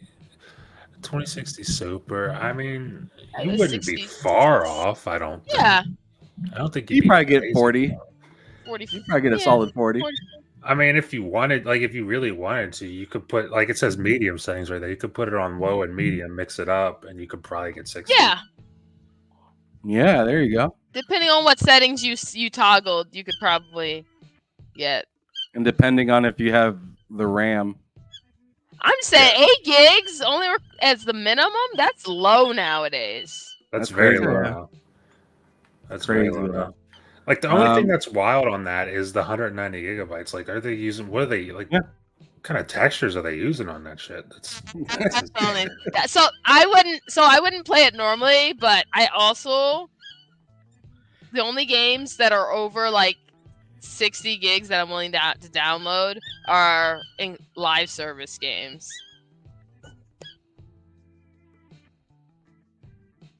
Like what? Mic drop. There you go. Well, yeah, so these specs aren't bad at all. I just don't like the storage size, but I also don't like the storage size of a lot of games, right? But this one in particular is just because it's like, I mean, what Cozy just got done alluding to, like, it's not a multiplayer game. So it's a little weird when you see those single player games that aren't even RPGs hit that much, right? Like this is like it's asking for more storage space than Starfield, and Starfield is a lot more. Yeah, that's actually dialogue insane. And just things going on in that game nonstop, things that it has to remember that you're keeping, and this game is pretty straightforward. I mean, it's a pretty grand game in the sense of story and things that you can do, but it's just not like, I don't know. It's just weird. I understand the density in it, but like I said, it's not that big on PS5. Like, not even close. Yeah, being that big, I don't think so. So it's a little weird. It's just a little weird. Yeah, I don't know why these developers forgetting to optimize nowadays. It's a real big pain. Yeah, I remember, like, just what was it, like today or yesterday or something like that. They were talking about, like, Call of Duty. Yeah.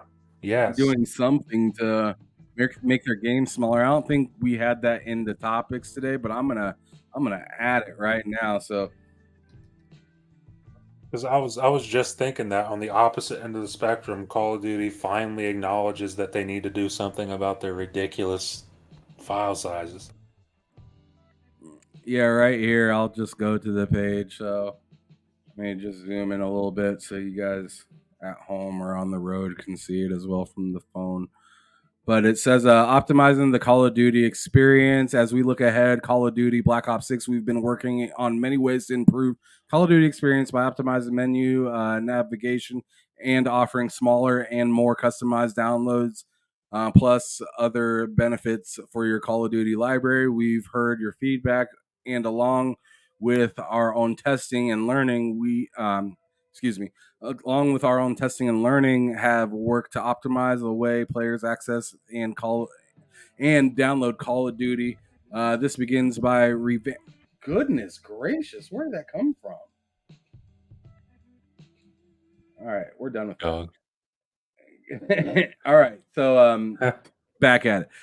So I'm just going to restart from the top right there. So we've heard your feedback, along with our own testing and learning, have worked to optimize the way player access and download Call of Duty. This begins by revamping the experience formerly known as Call of Duty HQ.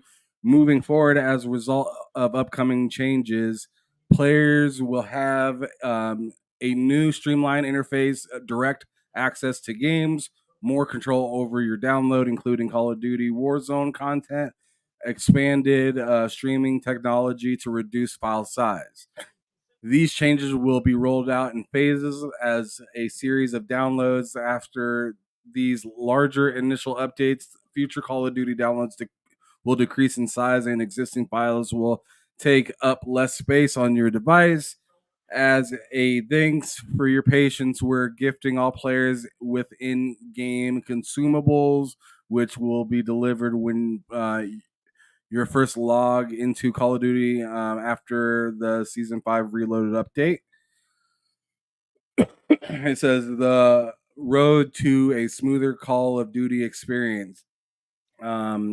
August, or maybe I can expand this. No, that wasn't the right button. Fuck it. All right, it says upcoming updates, August 21st.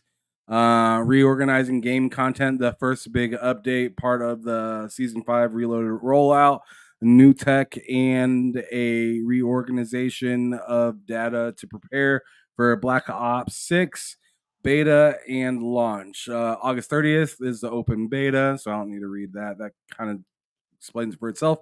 Mid-October is the new user interface.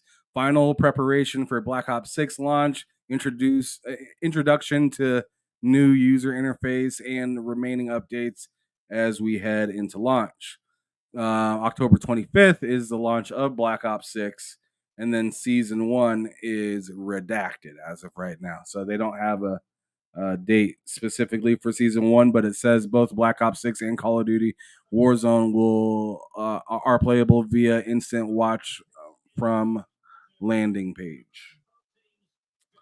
Okay. So, thoughts on the idea of smaller games? Do you think it's really going to actually be smaller, or do you think it's just going to be like they're chipping away and it's going to be like, it's not going to be 150, it's going to be 135? Like, do you think it's going to be something like that, or do you think it's going to be like significantly like smaller? I think it's going to be chipped away like 135. I don't think it ain't going to be smaller, to be honest. It should be somewhat significant, just given the fact that they're taking out Warzone, like as a default install. Now, if you want Warzone, then I would probably agree with Kylie. It's probably not going to make much of a difference, I don't think. I think the big thing is taking out Warzone, which I know for me, I don't play Warzone, so I don't need that in there. So that's going to save me a lot of space. I would hope it saves me a lot of space. And for me, it's just like part of what they're talking about, they kind of already do, or at least they do it on Xbox, where I can select what downloads and what doesn't. So I'm kind of wondering, like, how many more options are you really going to give me to select to not download or to download? And like, because if it's going to look kind of the same, then I'm more or less just looking for a significant drop in the size of each file. You see what I'm saying? Yeah.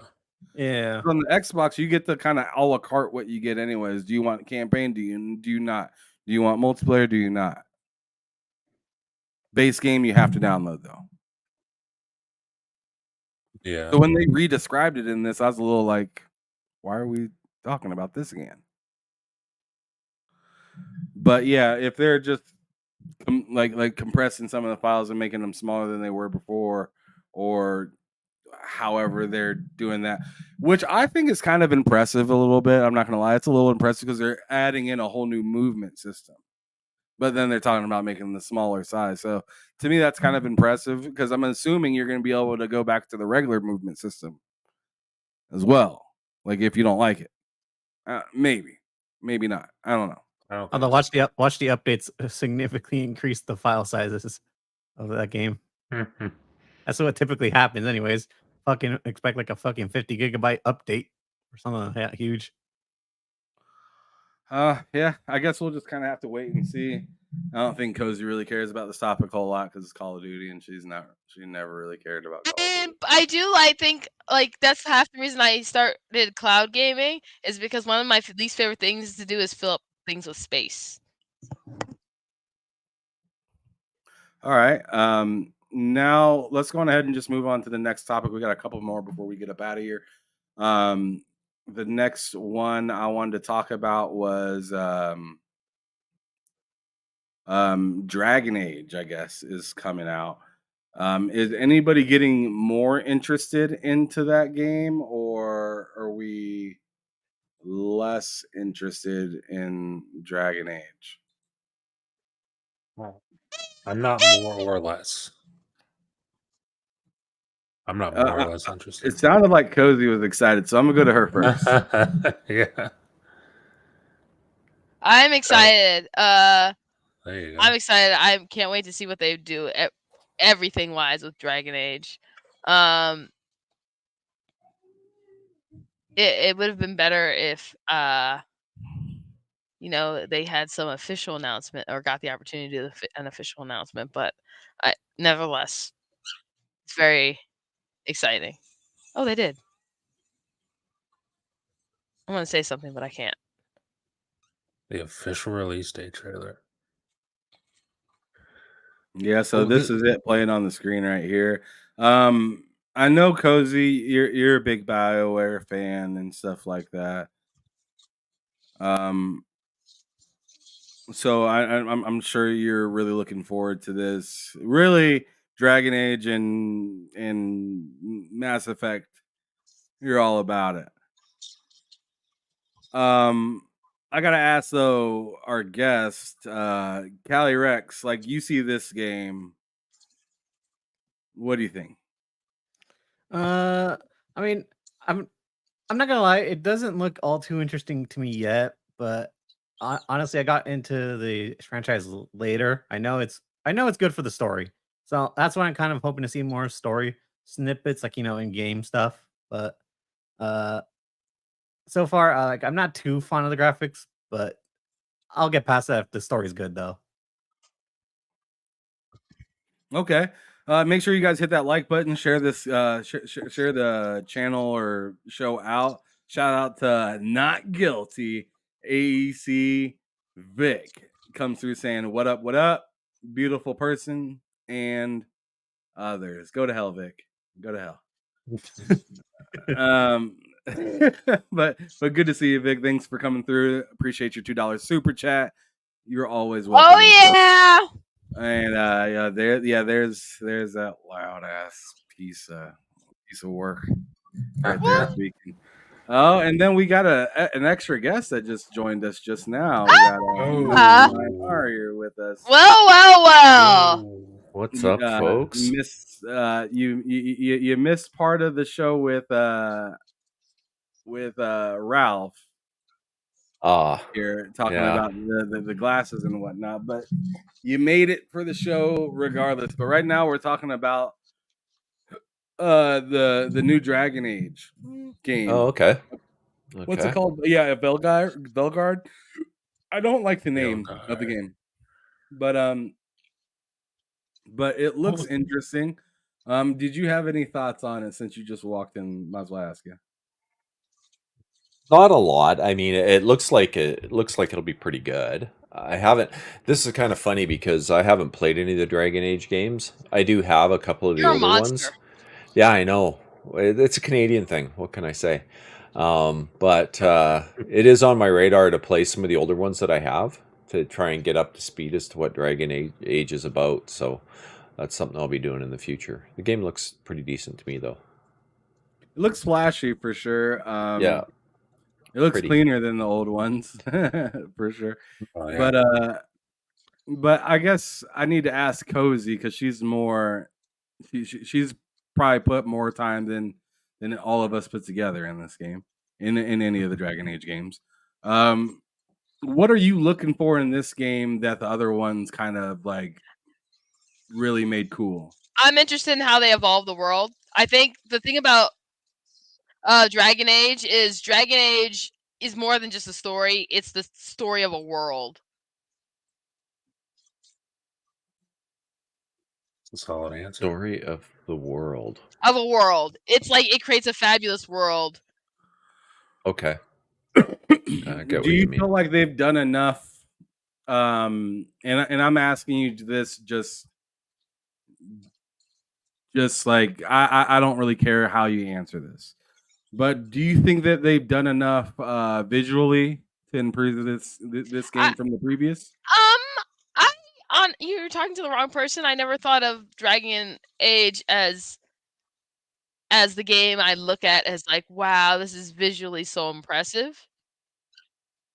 I'm more or less just asking, like, from the old to the new, are you impressed? It looks like they've continued to make it better looking. I will say that, but not necessarily. How does the art make you feel any sort of nostalgia for older Dragon Age? It makes me feel excited for future Dragon Age. Okay. For me, I like that they did what they did and didn't try to do everything too super realistic. And in my opinion, this looks like something that they could control. And it looks like Dragon Age. Yeah. I mean, I mean, like I said, I'm not as big into the game as you, but I'm just saying, like, it looks pretty enough to me. Like, I'll tell you that much. Like it has the flashiness to it, but it doesn't have like the overly done trying to be the next like killer Hellblade 2 kind of graphics or anything like that. It looks smooth. Dragon Age always had a look, and this game keeps with that look, if you understand what I'm saying. There we go. It kind of reminds me a little bit of like the look that you see, and I might be kind of far off when I say this, but it kind of reminds me of kind of Arcane's Dishonored kind of look a little bit, where it's like kind of real but not too real. I don't know. Maybe I'm off base saying that, but that's just the way I kind of look. When I see this game, I don't expect over the top real, but it looks real enough. That's kind of what I'm trying to say. But all right, let's keep it moving. What's cracking, Life Supremacy? Appreciate you for stopping through. Jeremy Brown, thank you. The dude, what's cracking? Make sure you guys hit that like button if you haven't already. I appreciate y'all. But let's go on ahead and ask Matt. I haven't even asked you. What do you think of the new Dragon Age game? Is this something that you want to get, or is this something that you're gonna want to just wait on? I'd probably wait on that and for a while, simply because like the first Dragon Age game I even tried to play was Inquisition, and I only got that because at the time I couldn't play Skyrim because I didn't have a 360 and Skyrim wasn't out. and I saw Dragon. I was like, Dragon, Skyrim. And then I got the game. I was like, this isn't Skyrim at all. I don't like this. And that was my first impression of it. And then I tried to play 1 and 2, and the whole just that gameplay isn't for. I don't my ADD doesn't allow me to enjoy things like that for whatever reason. So that was hard to get into. But I mean, if it's more like Inquisition, I could see myself getting into it because I thought Inquisition did a pretty good job of balancing things for the most part.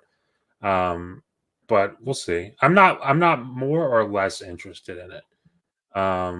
So for someone who's kind of I'd say on the fence about it, I think that's a good thing that it didn't make me less interested, but I don't know that I'm more interested.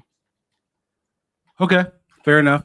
Let's go ahead and jump to the next topic unless anybody else had anything else to say. 3, 2, 1. Didn't hear anybody. So moving on to the next one, we got Control 2 in production readiness stage at Remedy. Max Payne remake in full production. There we go. I'm pretty excited for the latter part of this statement. The first part of the statement with Control 2, I thought the original Control had a phenomenal gameplay. The game, graphics wise, looked great. I didn't have a problem with that. The things the character could do, so I guess that goes in the gameplay, so that was fine. But my problem was just level design. That game's level design, I hated it feeling like that I was in the world's biggest fucking school courthouse. It felt like I was in a high school courthouse. Everywhere that I went, it was just like classroom, lounge room, boiler room, classroom, lounge room, boiler room, cafeteria area, office type area, office type area, office type area, boiler room, corridor. It's just cubicles. The game I think there's even a library. Yeah. I had a problem with feeling like the game was evolving as I was playing it. It felt like I was I don't have a problem with doing the same thing because a lot of video games you do the same thing over and over and over and over and over. For the love of God, if you're playing Starfield and you're trying to get to a level 100, you're gonna be doing a lot of things repeatedly over and over again. But the thing is it interesting looking? And in that game, to me, it was just I just got tired of where I was. Just wasn't that fun seeing papers fly all the time from everywhere, the same type of rooms all the time, and it felt like just minor adjustments. I think what you were experiencing was visual fatigue, really, which I don't blame you. You're right. I mean, when there's no variety in a room or setting that you're playing in, it kind of really dulls the experience. Has anybody else really played Control like that? Control. Yeah, I beat it twice, I think. Yeah, I once on PC and twice as well. Xbox. I have not beat it. It was the most motion sick any game has ever made me. 5 minutes in, I was like, this is not gonna work. And my stomach started to do the flippity flips, and I shut it off and never touched it again. Honestly, I played I only both played the tutorial. expansions. Go ahead. I was just saying, I only played the tutorial because my ADHD. I wasn't really hooked to the gameplay, so I was just kind of bored out of my mind. So I just kind of dropped it immediately. Okay, mental. Yeah, I you played. and Matt both beat it twice, so I want to hear your guys' full out 2 to 5 minute review of what you thought of the game. Oh boy, Pressure. You don't have to go in depth if you don't want to. You can make it 30 seconds if it stunk. Yeah, no. I quite enjoyed it. I really liked the gameplay loop. I liked the power development and the way you could manipulate the environments. And I mean, it was fun throwing things at bad guys and then finish them with headshots and stuff. Right. I quite enjoyed that. I mean, I played not only the game, I played it through once, then I played it again from the start and did both of the expansion packs as well. So. Yeah, I guess you could say I'm a fan of it, so I'm looking forward to another Control. I really liked Quantum Break too, though, and that game didn't exactly get, rave reviews, but it was one of my favorites of last gen on the Xbox. I thought it was highly Quantum Break was better than Control. Yeah, I would probably go along with that. I thought it was really good. I've played Quantum Break, I think, 3 times, so... I'm feeling the itch to go through it again, to be honest. Actually, no, I played it twice. I played it once on Xbox, on my One X, and then I played it on PC. So, but I do have a bit of an itch to go through it again with my Steam Deck. So it's a favorite of mine as well. It runs surprisingly well. Steam Deck, it's pretty. Yeah, I know. It's crazy considering, like, that's the thing I think that impresses me the most with the Steam Deck is that just about any last gen game, no problem, 60 FPS, sometimes even like 90, whatever. The little handheld really impresses the heck out of me. Yeah, I've played a lot of games on it. It's good, but yeah, Control, thumbs up for me. I enjoyed it. Yeah, I get what you mean about a little better because like the scenery and like going into different areas, it was just kind of like sometimes I just walked around and just looked around at stuff, and I was like, man, this is a pretty cool area right here. I never got that feeling with Control, where I was just like, wow. And Quantum Break got a bit of a bad rap for the graphics in it, if you remember. Dude, that game was great. Yeah, I thought it was a good looking game. It's just the graphic style because it had kind of that heavy film grain appearance to it and stuff, and a lot of people didn't like that, but it did not bother me at all. And especially playing it on PC after, where you could crank it up a little bit more, even, I quite enjoyed it. What up, Sour Blow? Go on ahead and hit that like button, you guys, if you haven't already. Share this thing out. But Matt, yeah, and I apologize, Mental. I interrupted you a few times. No, that's okay. Go ahead. But anyways, Matt, you were saying that you also beat Control twice. I did, and so now they're making a Control 2. It's in production readiness stage. What did you think about the original Control? And I'll have to go back to you, Mental, on this. What do you guys think about Control 2 being ready to be produced? So thoughts on the first one. I started playing it on PC on like Epic Games, I think. I want to say it was like a free game. It was either a free game or I got it really cheap on Epic at one point. It was a free game, I believe. It was free. Yeah, so then I grabbed that, I played it, and I gotta be honest, I didn't love it my first time playing it. In fact, I got like about halfway through it, and then I stopped playing, and I didn't come back to it until like, I don't know, a year and a half later. And then I beat it, and I was like, oh, that was actually, turns out that was really fun, and I enjoyed that. And then the second time I played it, I loved it the whole way through because I actually started figuring out like the whole powers thing and everything. I feel like I mess up in a lot of games with that, where I'm not fully doing the things. Yeah, I feel like I'm not fully playing the game the way it's meant to be played. And then once you actually figure that out, it clicks. But I think my biggest complaint with that game, and I don't know if you were hinting at that or if this is what you meant when you were saying level design, Ham. The map on that game is horrendous. I do not like that map. It's really, really bad. I think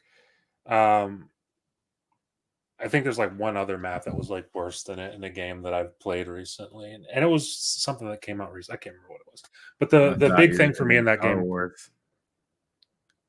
was it Jedi. I think it might have been Jedi Survivor. I thought it was Jedi Fallen Order. What's the map? Are the maps different in Fallen? Either way, it was one of the Star Wars games. They're 3D maps, and and sometimes it's hard to see like what level you're on and like where you're going or like what's the right direction to go.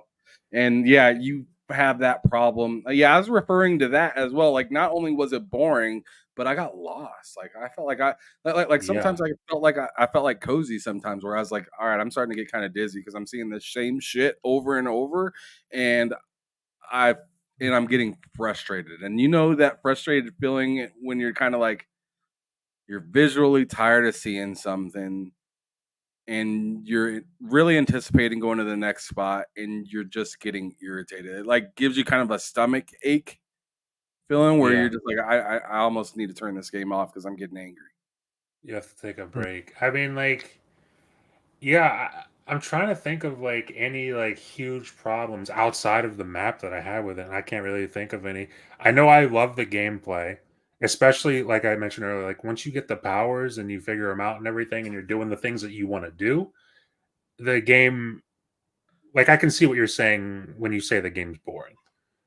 Especially like in the first couple hours and you don't have all those powers. I mean, I can see how somebody would play that and be like, I don't even really feel like finishing this.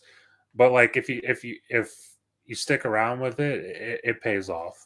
I also think the story was like, granted, it was another like Remedy story, so it was like very weird and kind of obscure in a lot of places. But I think it was a pretty well told story. Like they did the Remedy thing, and I feel like they kind of nailed that aspect of it. But I didn't have too many problems with it. I really enjoyed it. I'm really excited for Control 2.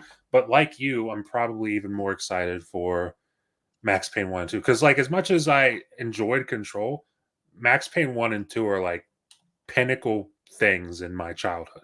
Like key memories in my childhood. So to see those remade is like one of the most anticipated things and just video games in general for me right now is probably those remakes. No doubt, and I might as well just ask everybody the same question. Like, or actually, let me go back to Mental and Callie real quick, and ask you both. Like, are either one of you looking forward to Control 2? Callie, let me go to you first because you didn't really enjoy the first one. Do you think there's a possibility the second one might get you into the loop, or you just kind of just not into it?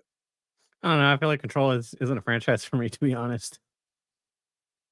I don't know. Just Fair like enough. if they don't switch up the scenery, then I definitely won't buy it. But if at least they show like some new environments that are more varied, then at least I'll give it a try. That's fair. Mental, how about yourself with Control 2? I'm definitely, I would say I'm on the side of looking forward to it. I'd like to see what they're going to do. Sure, I get totally understand what you guys are getting at with the environment being rather repetitive in the first one. There was some more variance, I think, in the expansions, if I remember right. I seem to remember being down in some underground caverns and stuff like that, that added a bit of variety to it. But it would be nice to see a Control 2 in a world where the powers exist outside of the building as well. And you can have a bit more variety like in Quantum Break, because I think that was a major advantage Quantum Break had over this game. You had these crazy powers and you could just execute anywhere. It was a lot of fun. Yeah, no doubt, no doubt. But now I'm just going to ask everybody, Max Payne remake. I know, Matt, you already kind of just talked about it just a moment ago, but Cozy, do you have any nostalgia or care for it at all? Doesn't look like it. Callie? For Max Payne? Yeah. Right. Honestly, I still haven't tried out the franchise. I have them in my library on Steam, so I need to give them a try soon. Well, you're sick. Yeah, it's worth it. Mental. It's worth it. It is worth it. You're a sick person, Callie. No, I'm just kidding. Yeah, give them a try. They still like they look and play really good. I played them all off of my Series X because I had the hard copy for all of them, and they worked and played great, especially since it had the whole FPS boost and stuff like that with some of them. Or was it auto HDR? I don't remember. Like there's some extra added thing to it that make it a little bit better. But Mental, your whole thoughts with new Max Payne? So I haven't played 1 and 2. I did play 3, and I quite enjoyed 3. I thought it was a really good game. So for me to go back and play 1 and 2 now, I just was checking in Steam. I do have both of them, so they probably came in one of those, buy 30 games for $5 deals or something. I didn't realize I had them, but I really enjoyed 3. I think playing 1 and 2 now probably wouldn't be the best experience just because they're aged. So I would say, yeah, I'm looking forward to 2 remakes. is still very good. Is it? Okay. 2 is still good. Like, one is a little bit. One's a little bit old, but like 2 still feels really good to play. Okay. They played really well on my Xbox though, but I as for PC, I just don't know. I'd expect them to be really good there though. I mean, especially since you can play around a little bit more than you can on the Xbox. But it looked great on my console and played played great. So I'd expect the same for 1 and 2 on PC. Definitely something I'd look forward to if the remake's done well and it's modernized enough control scheme wise and things like that. That's always the thing I look forward to the most, is if they can update the game mechanics and physics and things of that nature, just to make it feel a little more modern. I'm usually down for a good remake, especially after 10 plus years. I don't mind it. It's when you're doing the thing with the Last of Us 2, 3 years later you're dropping a remade game, I think is ridiculous, but fair enough. All right, so let's go on ahead and get up out of that topic. We got 2 more topics, I believe, to hit on before we get up out of here. Let me get this one on the screen. Matt, you're gonna love this one. Oh. What is it? You're gonna love this one, bud. Do you see it? There you go.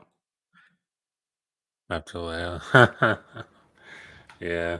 Yep. So Bungie says it will remain committed to Destiny after layoffs. Will reveal plans for multi-year journey soon. That kind of implies they've been committed to Destiny. Yeah. I don't know. That implies they were all in.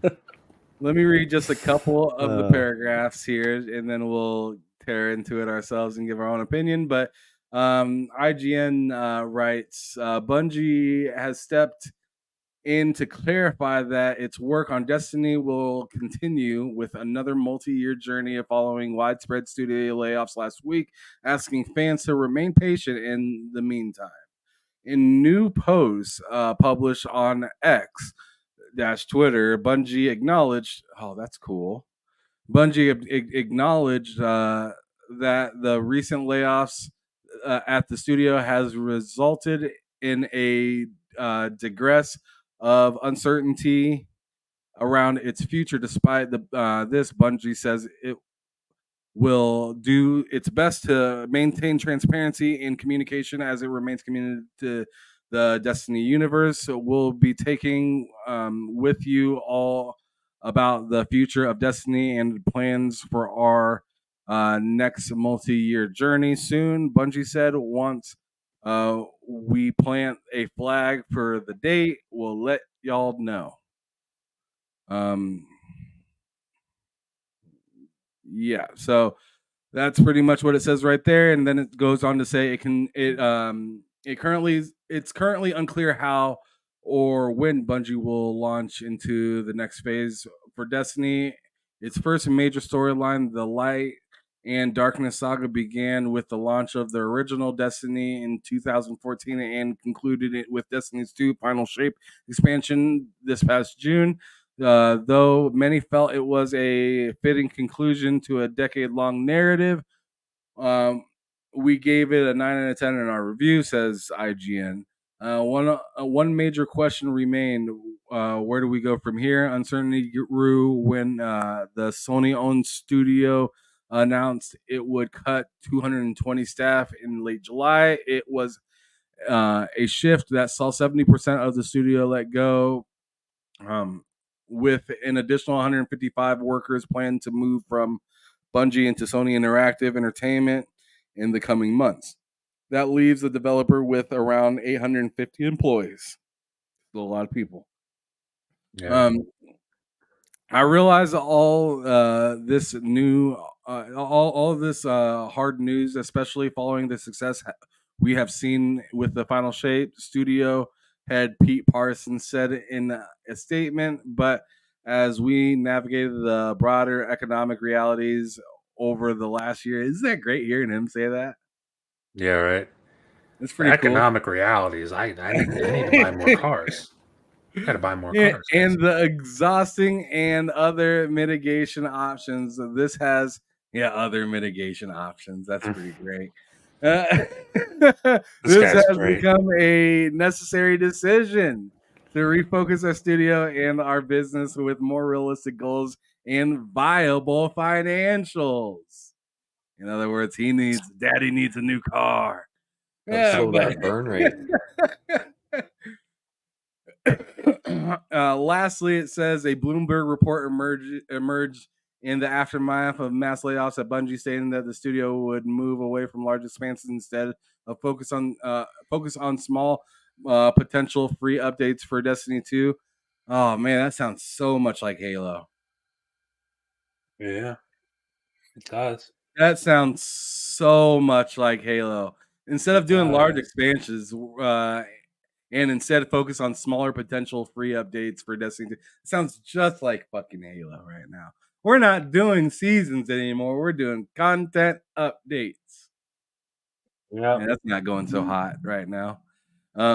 Continuing, it says the report, which included information from 10 current and former Bungie employees, also explained that the team has no plans for Destiny 3 to take shape, and that it had created a Destiny spinoff project known as Payback just months ago. Development on its Marathon revival is still said to be ongoing. While Bungie prepares to make its plans known, the future of Destiny franchise is unclear. For more, blah blah blah. So your guys' thoughts when you hear all of this stuff about Bungie? Like, I'm gonna ask somebody that's a little less on like not following this as closely, and I'm gonna go straight to Cozy on this. When you hear a studio like Bungie, after all the turmoil that they went through, and then people going ahead and showing off, was it Pete Parsons and all of the stuff that he was doing he's a head guy. Head guys are going to do head things. They're going to spend money. They're going to do what they do, and they don't really give a fuck at the end of the day. But as a customer, how do you look at this, Cozy, if you were thinking about possibly getting into this this game series? I think Destiny's. I think if I was not already into Destiny, I would look at this as a positive thing. I think probably Destiny suffers from a lot of things other big games suffer from. Community that practically hate plays the games.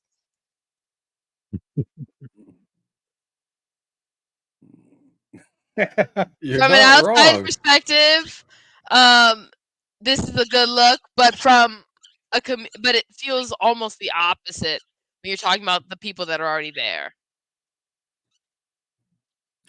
Can you go a little deeper with that last thought you said? I see so many people who have been into Destiny that they play it and I can't tell if they hate play it or if they're just angry that they haven't gotten what they want out of the game. But if they haven't gotten what they want out of the game, why do they continue to invest in the game? Like, I know people who genuinely love Destiny and play it, and but then I see a lot of these people. I'm like, wait, you're like 1 million expansions or whatever they have in, and you're still like, all you do is complain about the game as you play it. It sounds like Halo as well. Yeah. I was stuck in I was stuck in that exact cycle. So for me, well, besides the fact that I kept right mental, yeah, I had over 4,500 hours into it. So for me, it was the constant dream that they're going to fix the issues, it's going to get better, and you kind of convince yourself, oh, this expansion looks really good, like because they're great at making trailers, right?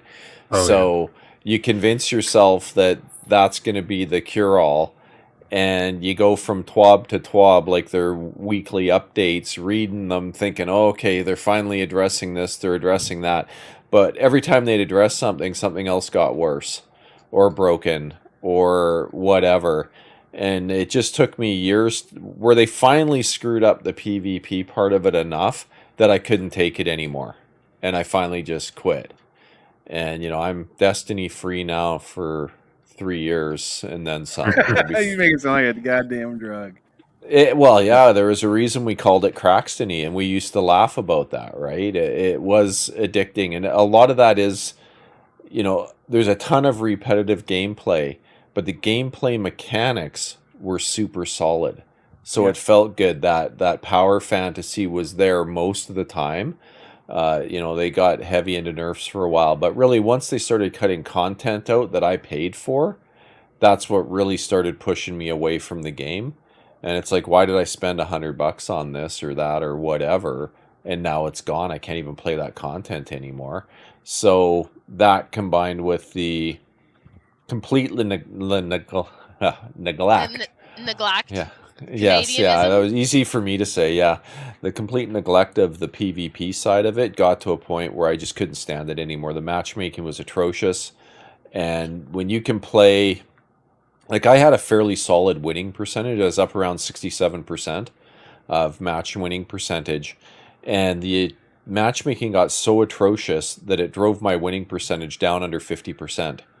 Where I was constantly in matches where I was the only guy on my team with a positive KD, or the only guy on my team doing the objectives. And it was incredibly frustrating. In one Iron Banner, I lost 18 straight matches. And you know when you start counting how many times in a row you get put on a sucky team, it gets to be a problem. And yeah, that was the last time I played Iron Banner. I just quit. That was the day. It was December of, you know, it'll be 4 years this December when I quit playing PvP. I tried to go back a few times to play the PvE content. The last expansion I bought was Witch Queen, and, you know, that's 3 years ago around now. I played for about a week, and that was it. I was done.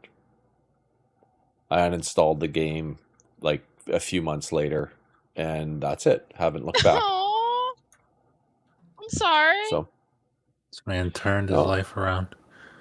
Yeah, I can honestly say this. For the 6 years I played that game, I hardly played anything else. I experienced a few other games along the way. And since I've quit playing, I have played dozens upon dozens of other games. There is life after Destiny, and it's wonderful. I don't know. So I feel like I should be getting my 4-year pin or something in December. You know? I feel like every time I think about playing Destiny, I'm like, my brain is always like, why play Destiny when Warframe is free? There you go.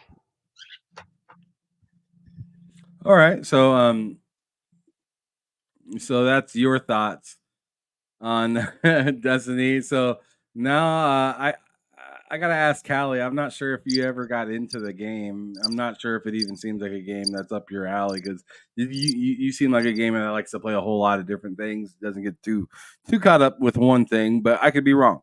Did you really get into Destiny?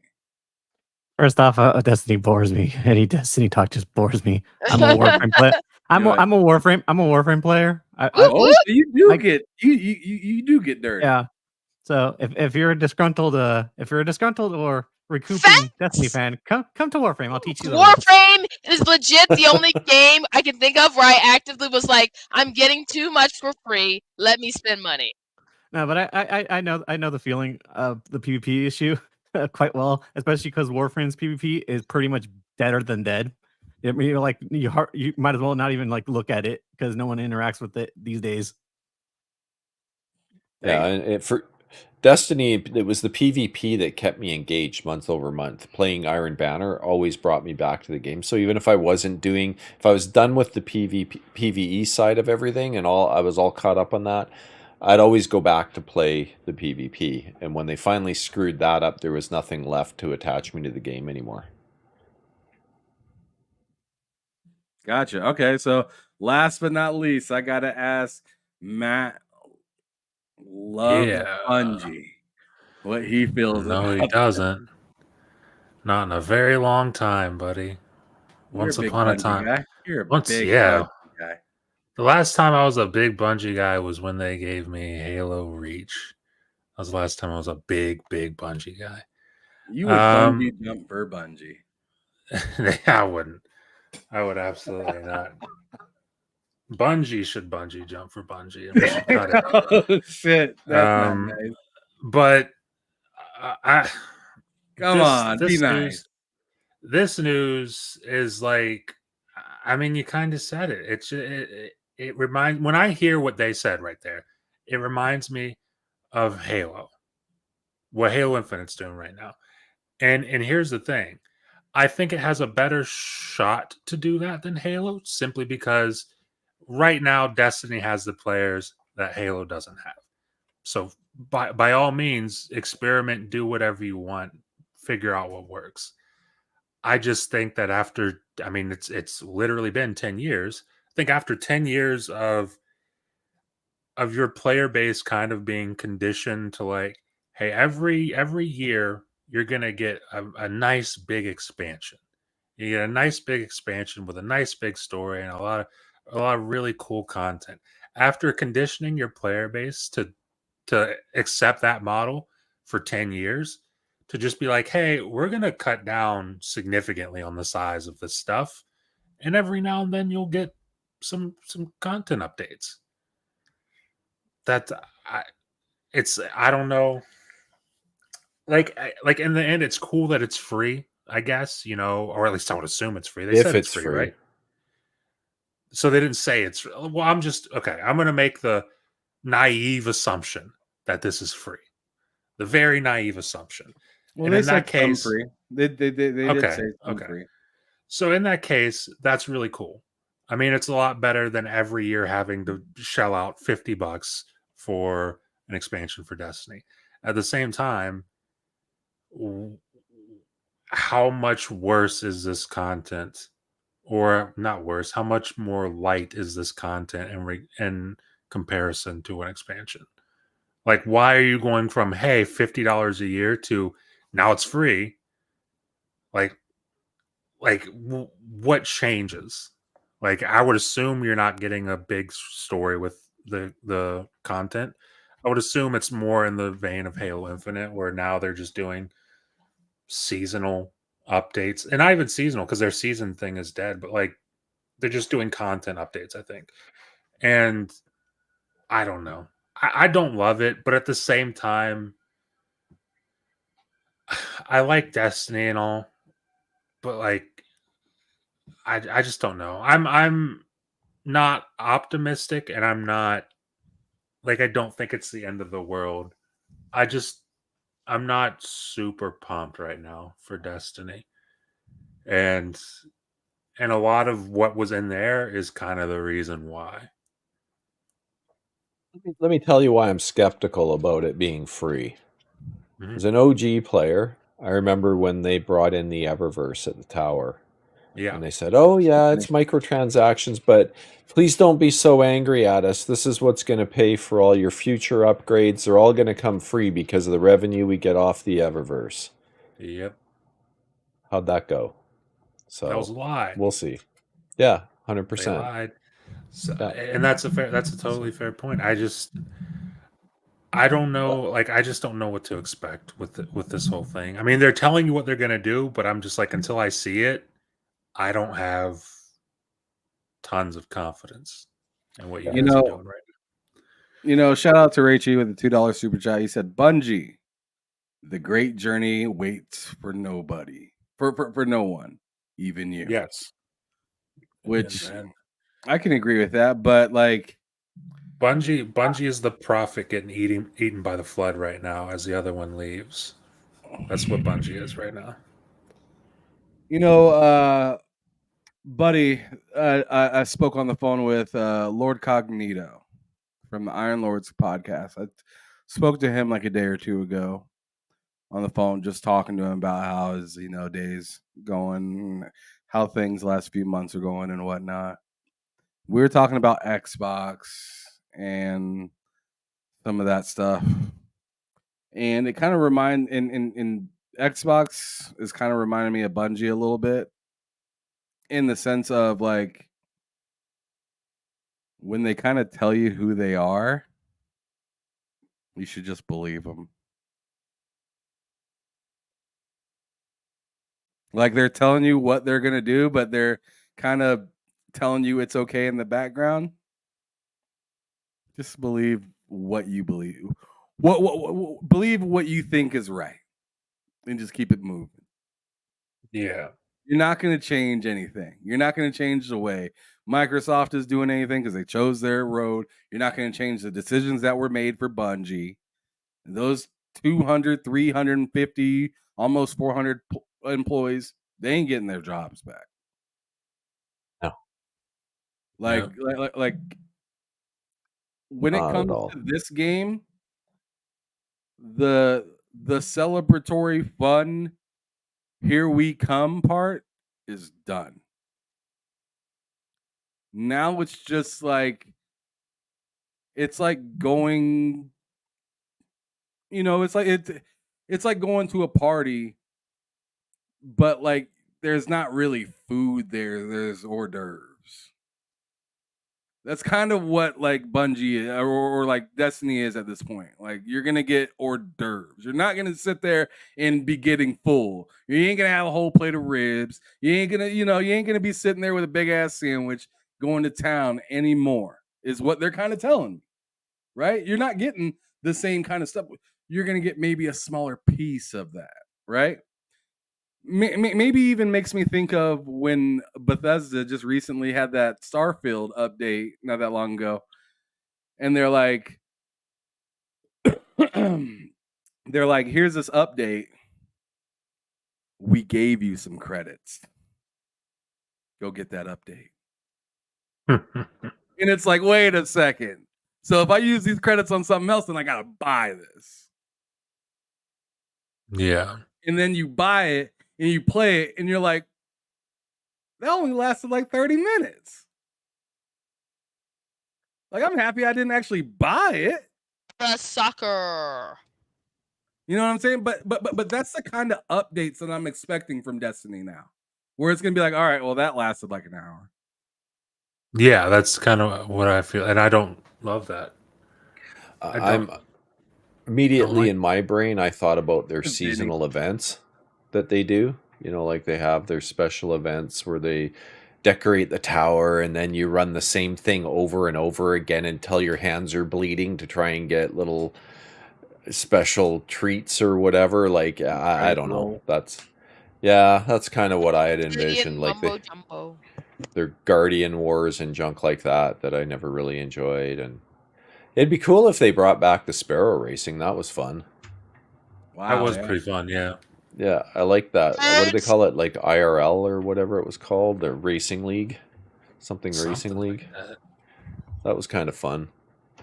But well, the thing is, like, what I've noticed with a lot of companies, it's not just Bungie or Xbox or anything like that. It's like it's like majority of them.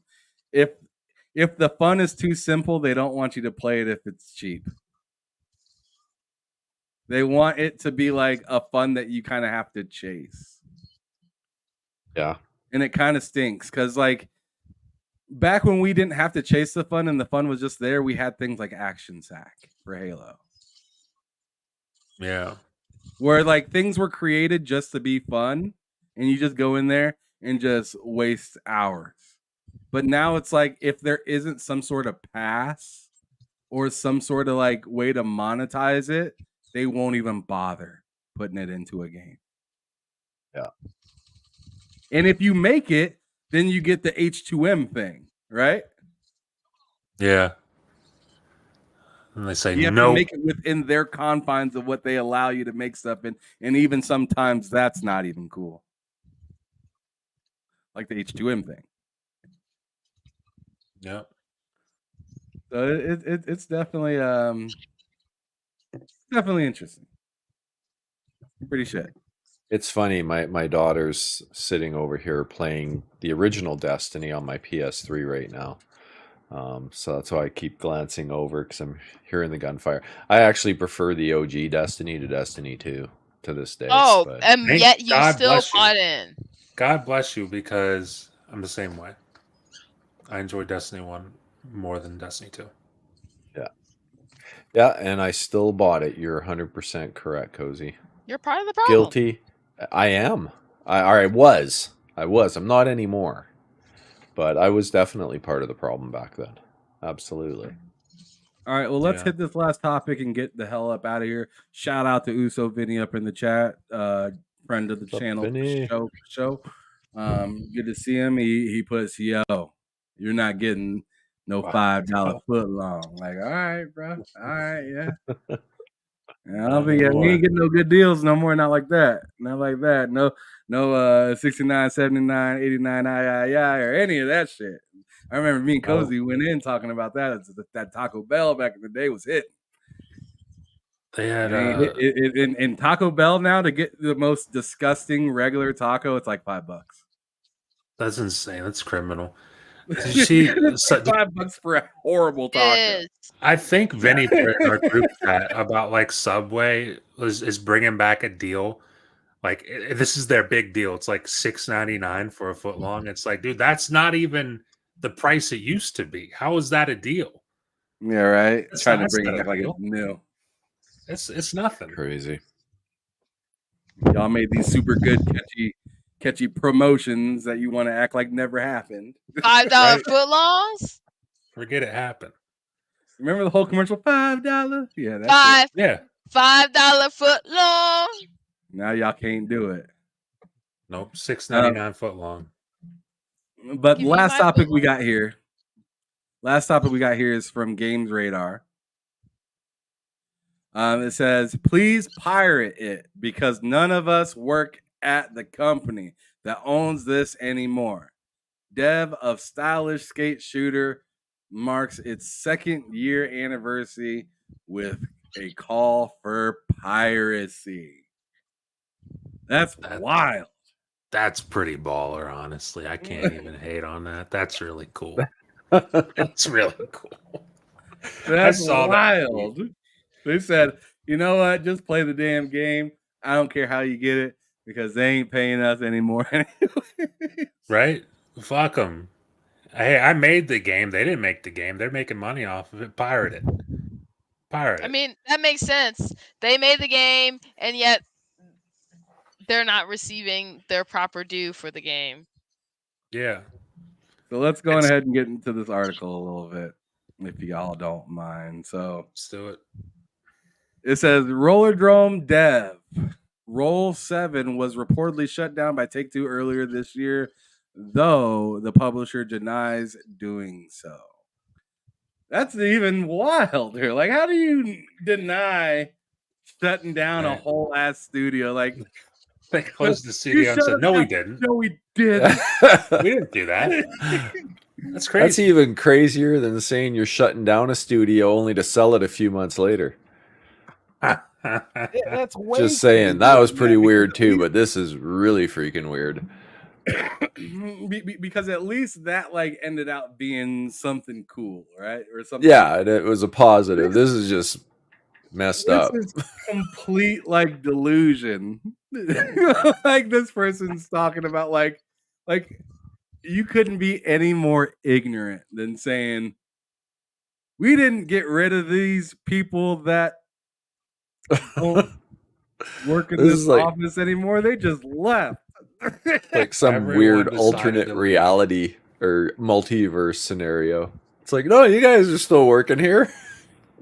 It's like, what the hell? Nuts. So bizarre. I'm gonna read through a little bit more of this article. Maybe it gets even more fun because right now it just keeps getting better.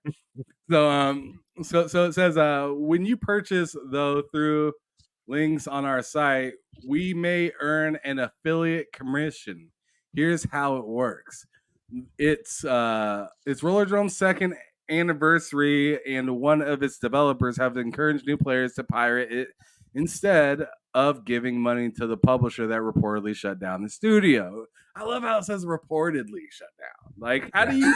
Like, how does that happen? So weird. Allegedly, they shut down the studio.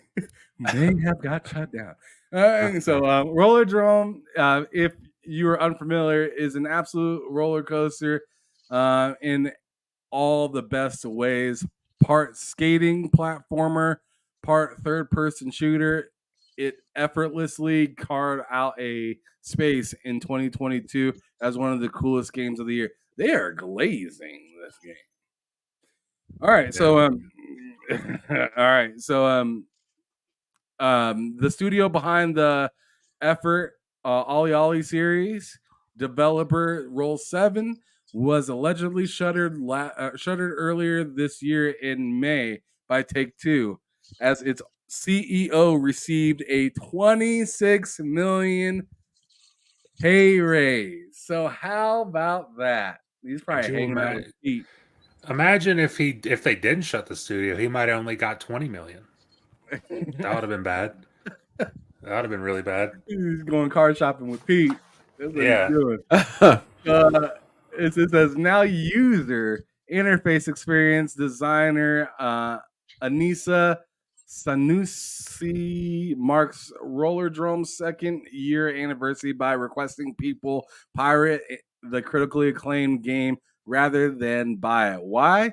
It's simple. Every Rollerdrome sale sends money straight to Take-Two rather than the developer who actually made the game, which is fucked, to say the least. Yeah. Which I'm sure that I'm sure that's how it works with a lot of these games and whatnot. But it's just like, wow, right? Like you don't get shit. But here's a tweet right here. It says, "Happy second year anniversary to my favorite game that I worked on. Please pirate it because none of us work at the company that owns us anymore." And it's great because she retweeted the actual game itself, which is probably ran by the publishers. Yeah, good. Hopefully they see it. I think they did. They write in like 5 minutes, all of 5 minutes of that being out. But anyways, it continues to say when news first broke of Roll 7's closure earlier this year, there was widespread anger throughout the industry, and not just because of Take-Two CEO Strauss Zelnick's bloated paycheck or pay package and the job losses. Developers decreed it as a completely cruel and baffling decision and pointed to the developer track record of commercial success. Roll 7's shuttering by Take-Two is even more egregious. Egregious, yeah. Thank you. Egregious. It's not a word I read every day, right there. No, considering it's a weird the one. money the publisher stands to make next year when GTA 6 rolls. Yeah, I mean that's fucked. Like that you guys are about to be fucking backstroking and fucking cash. And you guys took this little game's paycheck, man. God damn. That's some cutthroat shit right there. That's some cutthroat shit. Then he says, all right, when GTA 6 rolls out, GTA 5 has consistently been one of the best-selling games of the past decade. Why don't you just say all time? Yeah, you might as well say all time. Which basically guaranteed GTA 6 is going to print money for everyone involved. Why then couldn't GTA 6's publisher afford to keep a small studio open? Is an unanswered question. What makes the situation more bizarre? So there's another layer to this. This is great. This is probably the best article I read today. What makes the situation more bizarre is that Zelnick insists that Roll 7 hasn't actually been shut down. Speaking to IGN back in May, Zelnick says that we didn't shutter those studios, to be clear. Speaking of Roll 7 and Kerbal Space Program 2 developer Intercept Games, which was also reportedly shut down. This situation has remained largely unaddressed since then. Like, it still didn't really give us an answer of like why they keep saying that it's not shut down, but it's shut. Like, I'm so confused with that. Just a figment of these guys' imagination. They don't have a job anymore. So they this guy really said that we didn't do that. I thought that was like a joke. Dude, I don't understand just bizarre. That's insane. Do you imagine if Microsoft came out like a couple weeks ago and said, "No, Tango's fine"? Yeah, they're Tango's all there. fine. Arcane Austin, they're working on another game right now. Man. I promise you. So Ty doesn't like this situation. Says my company fired me. Everyone should now go do fraud because I don't work there anymore. Clown. Yeah, you might as well. I kind of feel for her though, because it's just like they worked on the game, they put all this blood, sweat, and tears into it, and like it's their game, you know. And you know, I'm wondering like how payout, like this is what confuses me sometimes with like how devs get paid. I think they're more or less mad that they just can't make another game. Yeah. But also, like, I'm more on her side than I am on Take-Two's side in this whatsoever, because it's just like, not only are you not making games, but the person that ran or was overseeing your company to stay alive or not can't even give a straight answer. So that tells me the character of the person that you're working with. So do I feel bad that this person came out and said, pirate the game, fuck them? Dude can't even tell them that they're out of the office and not to come back and tell everybody, yeah, we did that. You can't own up to 100%. That, but you think that it's crazy for her to call out for piracy. I just 100%. Like, I'm more on the person's side that feels that they've been screwed around, and now they're just like, you know what? Fuck Take-Two, fuck Strauss Zelnick, fuck all this other stuff. Let's go on ahead and just, you know, let's just tell them to just play the damn game, because, you know, we try to work with them. They're not even acknowledging us right now. So I'm gonna tell everybody that I'm gonna tell everybody out there, you shouldn't acknowledge them either. They didn't acknowledge us. Exactly. Think of like the specific circumstance that developer is in. Because how many times have you seen? I mean, how many times have I seen a developer quote tweet directly the publisher who is talking about their game and say, "Hey, you should pirate our game"? That doesn't happen very often. And usually that's because there's good reasons for that to not happen. In this specific case, I'm 1,000% with the developer on this. The publisher is actively screwing them over and pretending like nothing happened. And the only way to get any attention towards that is to say something outlandish on Twitter. And yeah, people aren't going to like that. You could also say, well, what does that do for future job opportunities? It's like, at the moment, what about my fucking job? What about my job that they're saying I have right now that I don't have? Like, let's talk about that. And you got to call some attention to it somehow, some way. And this is unfortunately a step to do that. And I'm totally on the developer side in this case, 1,000%. And all right, so he argues back by saying, so because Xbox closed Arcane and let go of employees, we can now go defraud Xbox. No, because Xbox didn't say Arcane isn't closed. Xbox didn't lie. Well, there's that, but there's also I don't see like there's already enough of what Dinga did, right? There's a lot of people that didn't like what Dinga did when Arcane Austin got shut down, when he came out and said what he said. Oh yeah. Right? But he didn't tell everybody to, hey, or like what's his name didn't come through either. God damn, the guy Harvey Smith. Harvey Smith didn't come out and say, yo, you guys just commit fraud and just get rid of this game because fuck this company. He didn't say that, so we're not doing that. This person did say that. This person was that fed up. And you say it's unprofessional, and as an employer, how would you seeing this person do that, at that point, it's just like the person knew what they were doing, what they were saying, and how some people might not like that. Yes. I think the person thought for themselves, well, if they don't like what I'm saying, fuck them. Yes, they made that decision. Her right to do that, whether you feel it's okay for them to do or not.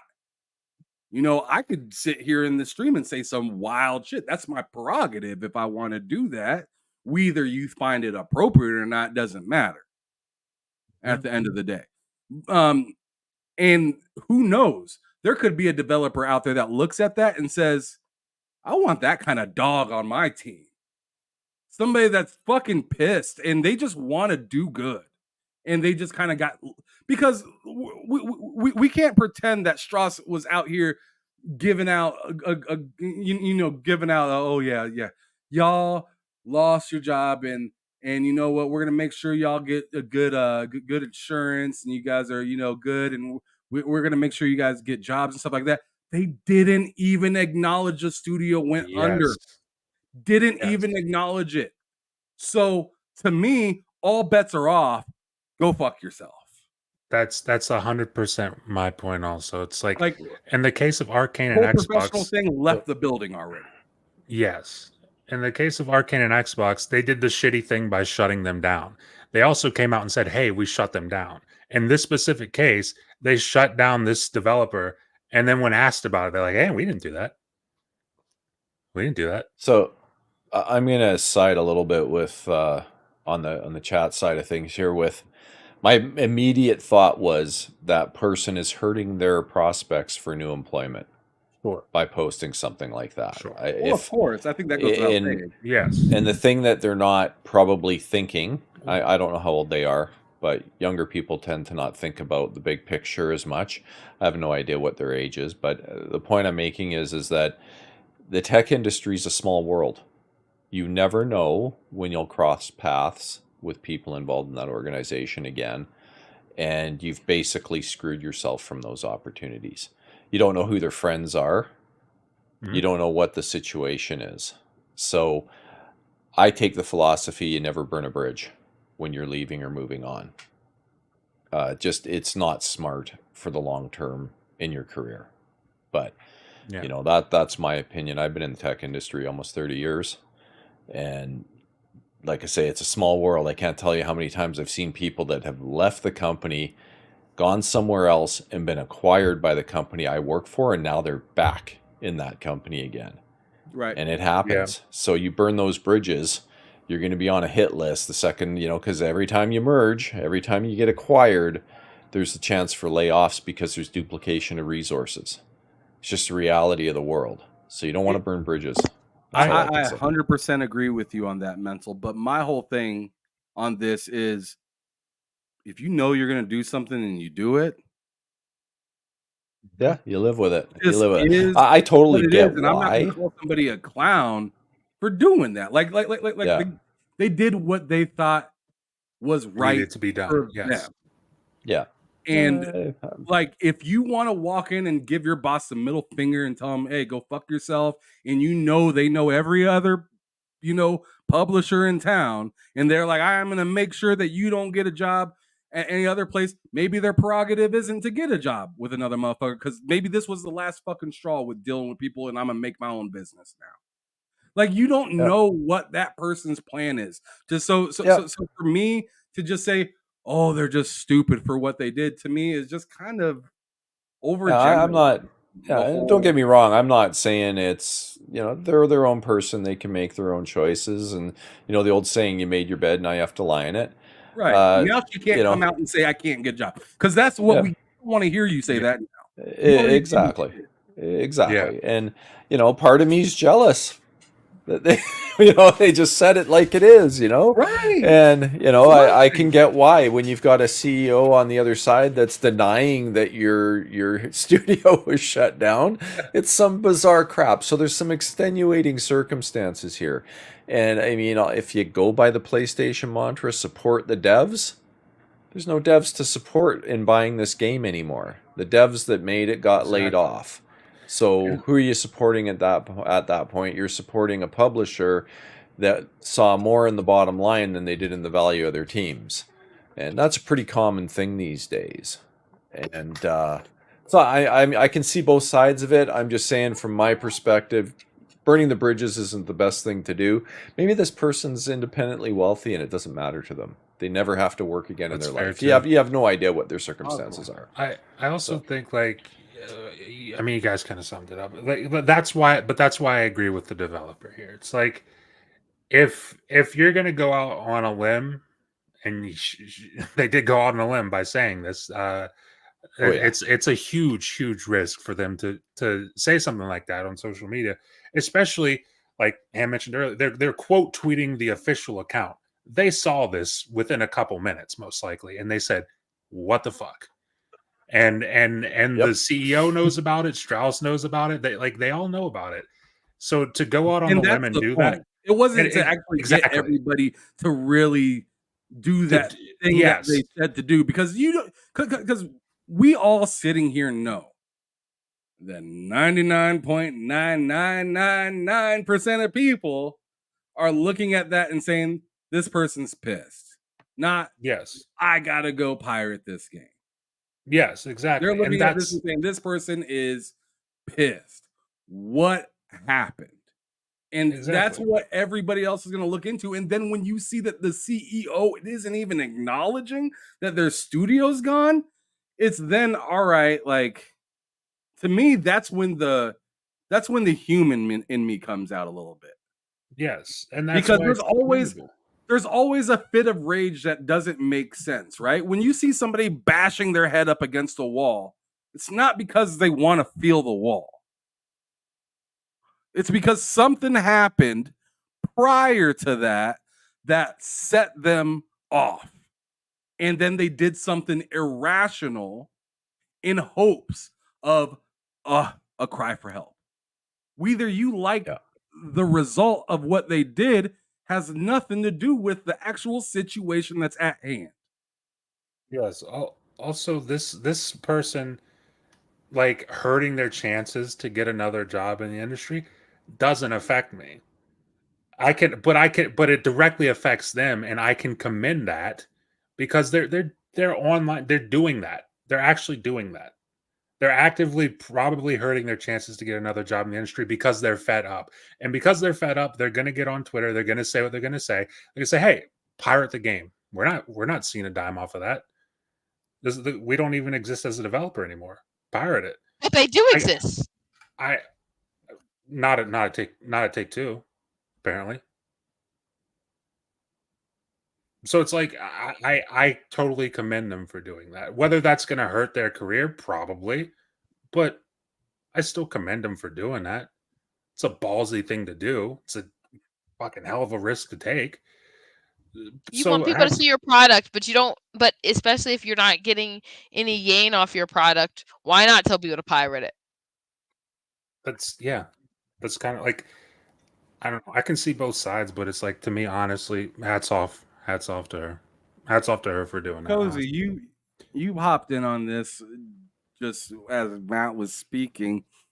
As you see this whole kind of thing happen, the lack of acknowledgement from the CEO themselves, the developer themselves being so frustrated that they feel the need to tell everybody to commit an act of crime to play the game.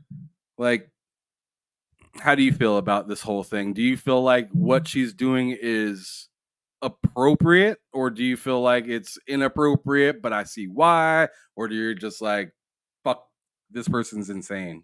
I think it's appropriate. You have these, because any company where you have these people at the top, the people at the top aren't creating the product. They're usually the person, either the resources and the know-how to get the position to be at the top.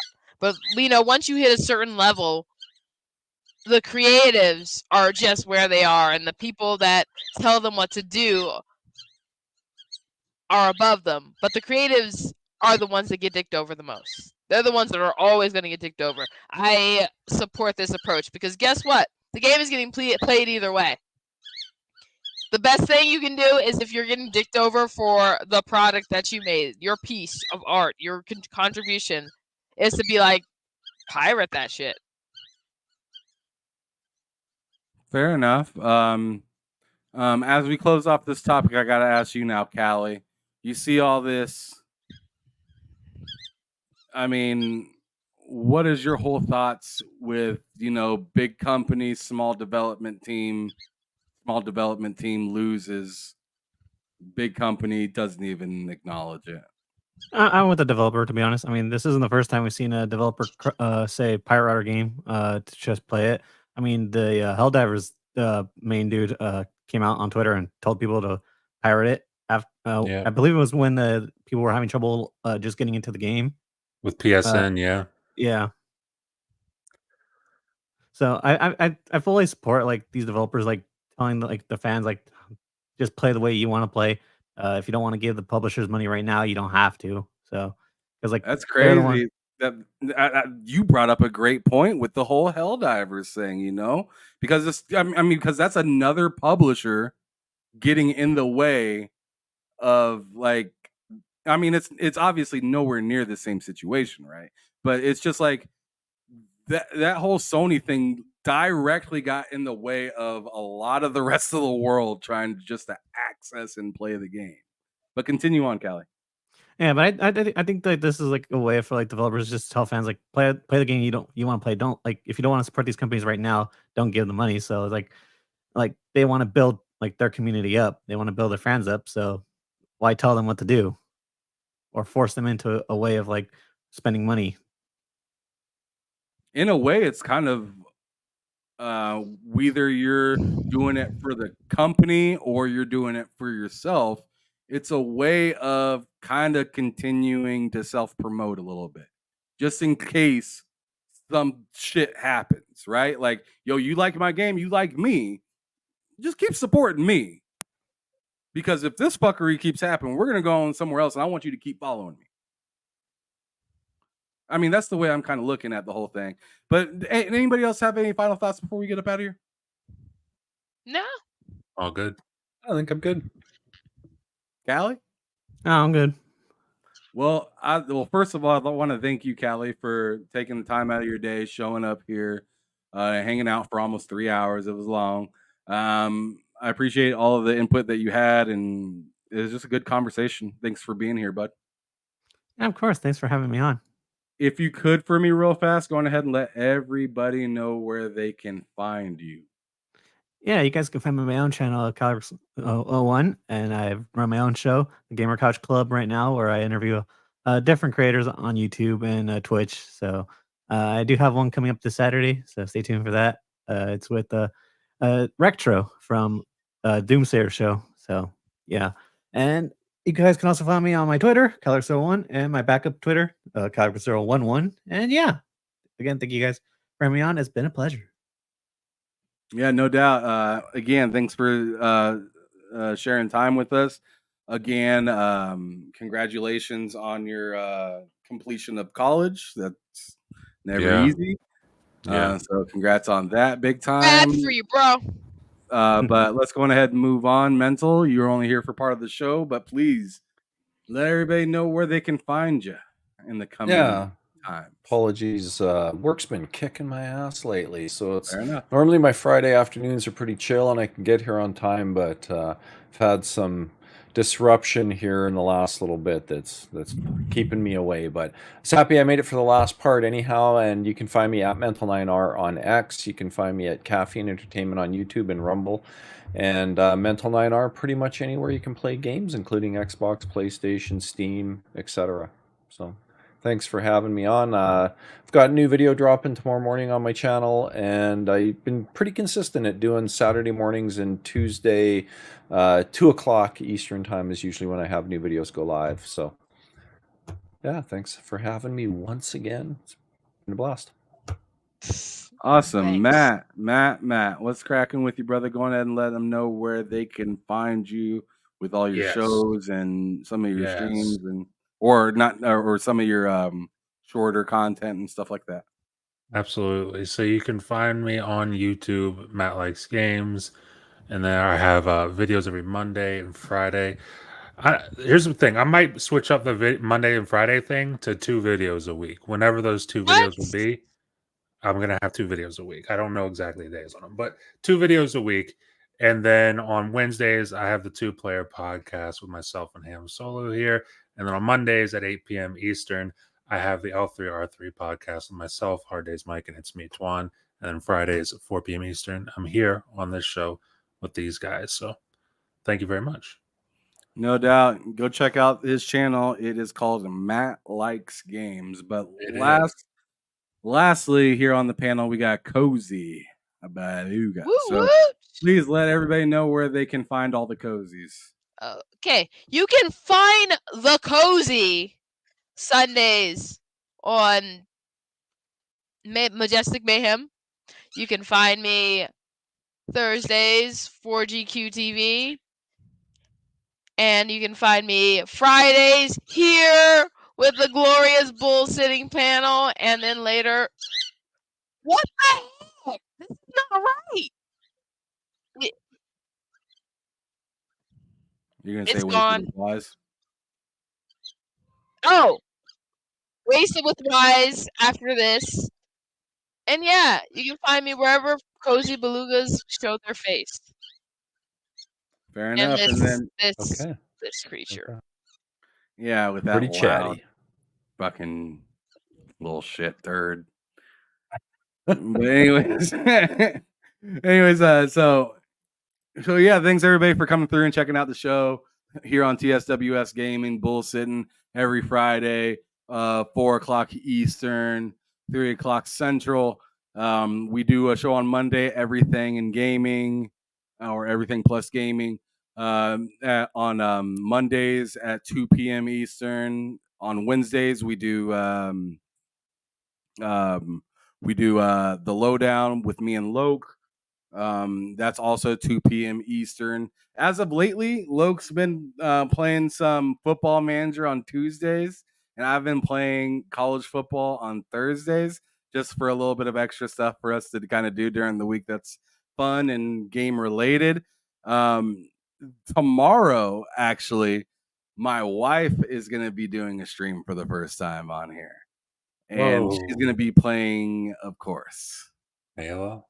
Huh? Yep. Nice. And she just wanted to stream for like an hour or two just to see what it was like. And she already plays a ton of Halo, and I thought she'd have a good time with it. And she's pretty good at the game. She doesn't stink. Like she's nice, pretty with the shits when it comes to Halo. She's beat every like every single battle pass that's out. She's maxed. Nice in Halo. So yeah, that's like her like exclusive game, and I'm excited to set up the stream and get her ready to play tomorrow. I believe she's gonna be off camera. We're gonna kind of just keep it real basic for her, just so she doesn't have to do too much. I was just gonna put a chat up and just a game and just let her go at it with the microphone and have a good time. I'll be here for her to oversee it as necessary. But yeah, if you guys want to come through, check out her playing some Halo and see how good my wife actually is in the game. She gets down. She's usually always in the top 2, unless she has a bad game, which we all have, and sometimes she's in the bottom. But she's never the reason. She's never the only reason that like a team loses or anything like that, right? She's always one of the reasons they win. So I'm happy for her. I'm really happy. But anyways, thanks everybody for showing up for another episode of Bullsittin here on the TSWS Gaming YouTube channel. Hopefully we see Loke back next Friday, and hopefully he finally brings back his closing thoughts, because we all miss those. Yeah, right. Even though they don't always represent our own. The last word. Thank you everybody for showing up. Y'all have a wonderful rest of your day and a magnificent weekend. Deuces. Cheers, guys. Peace.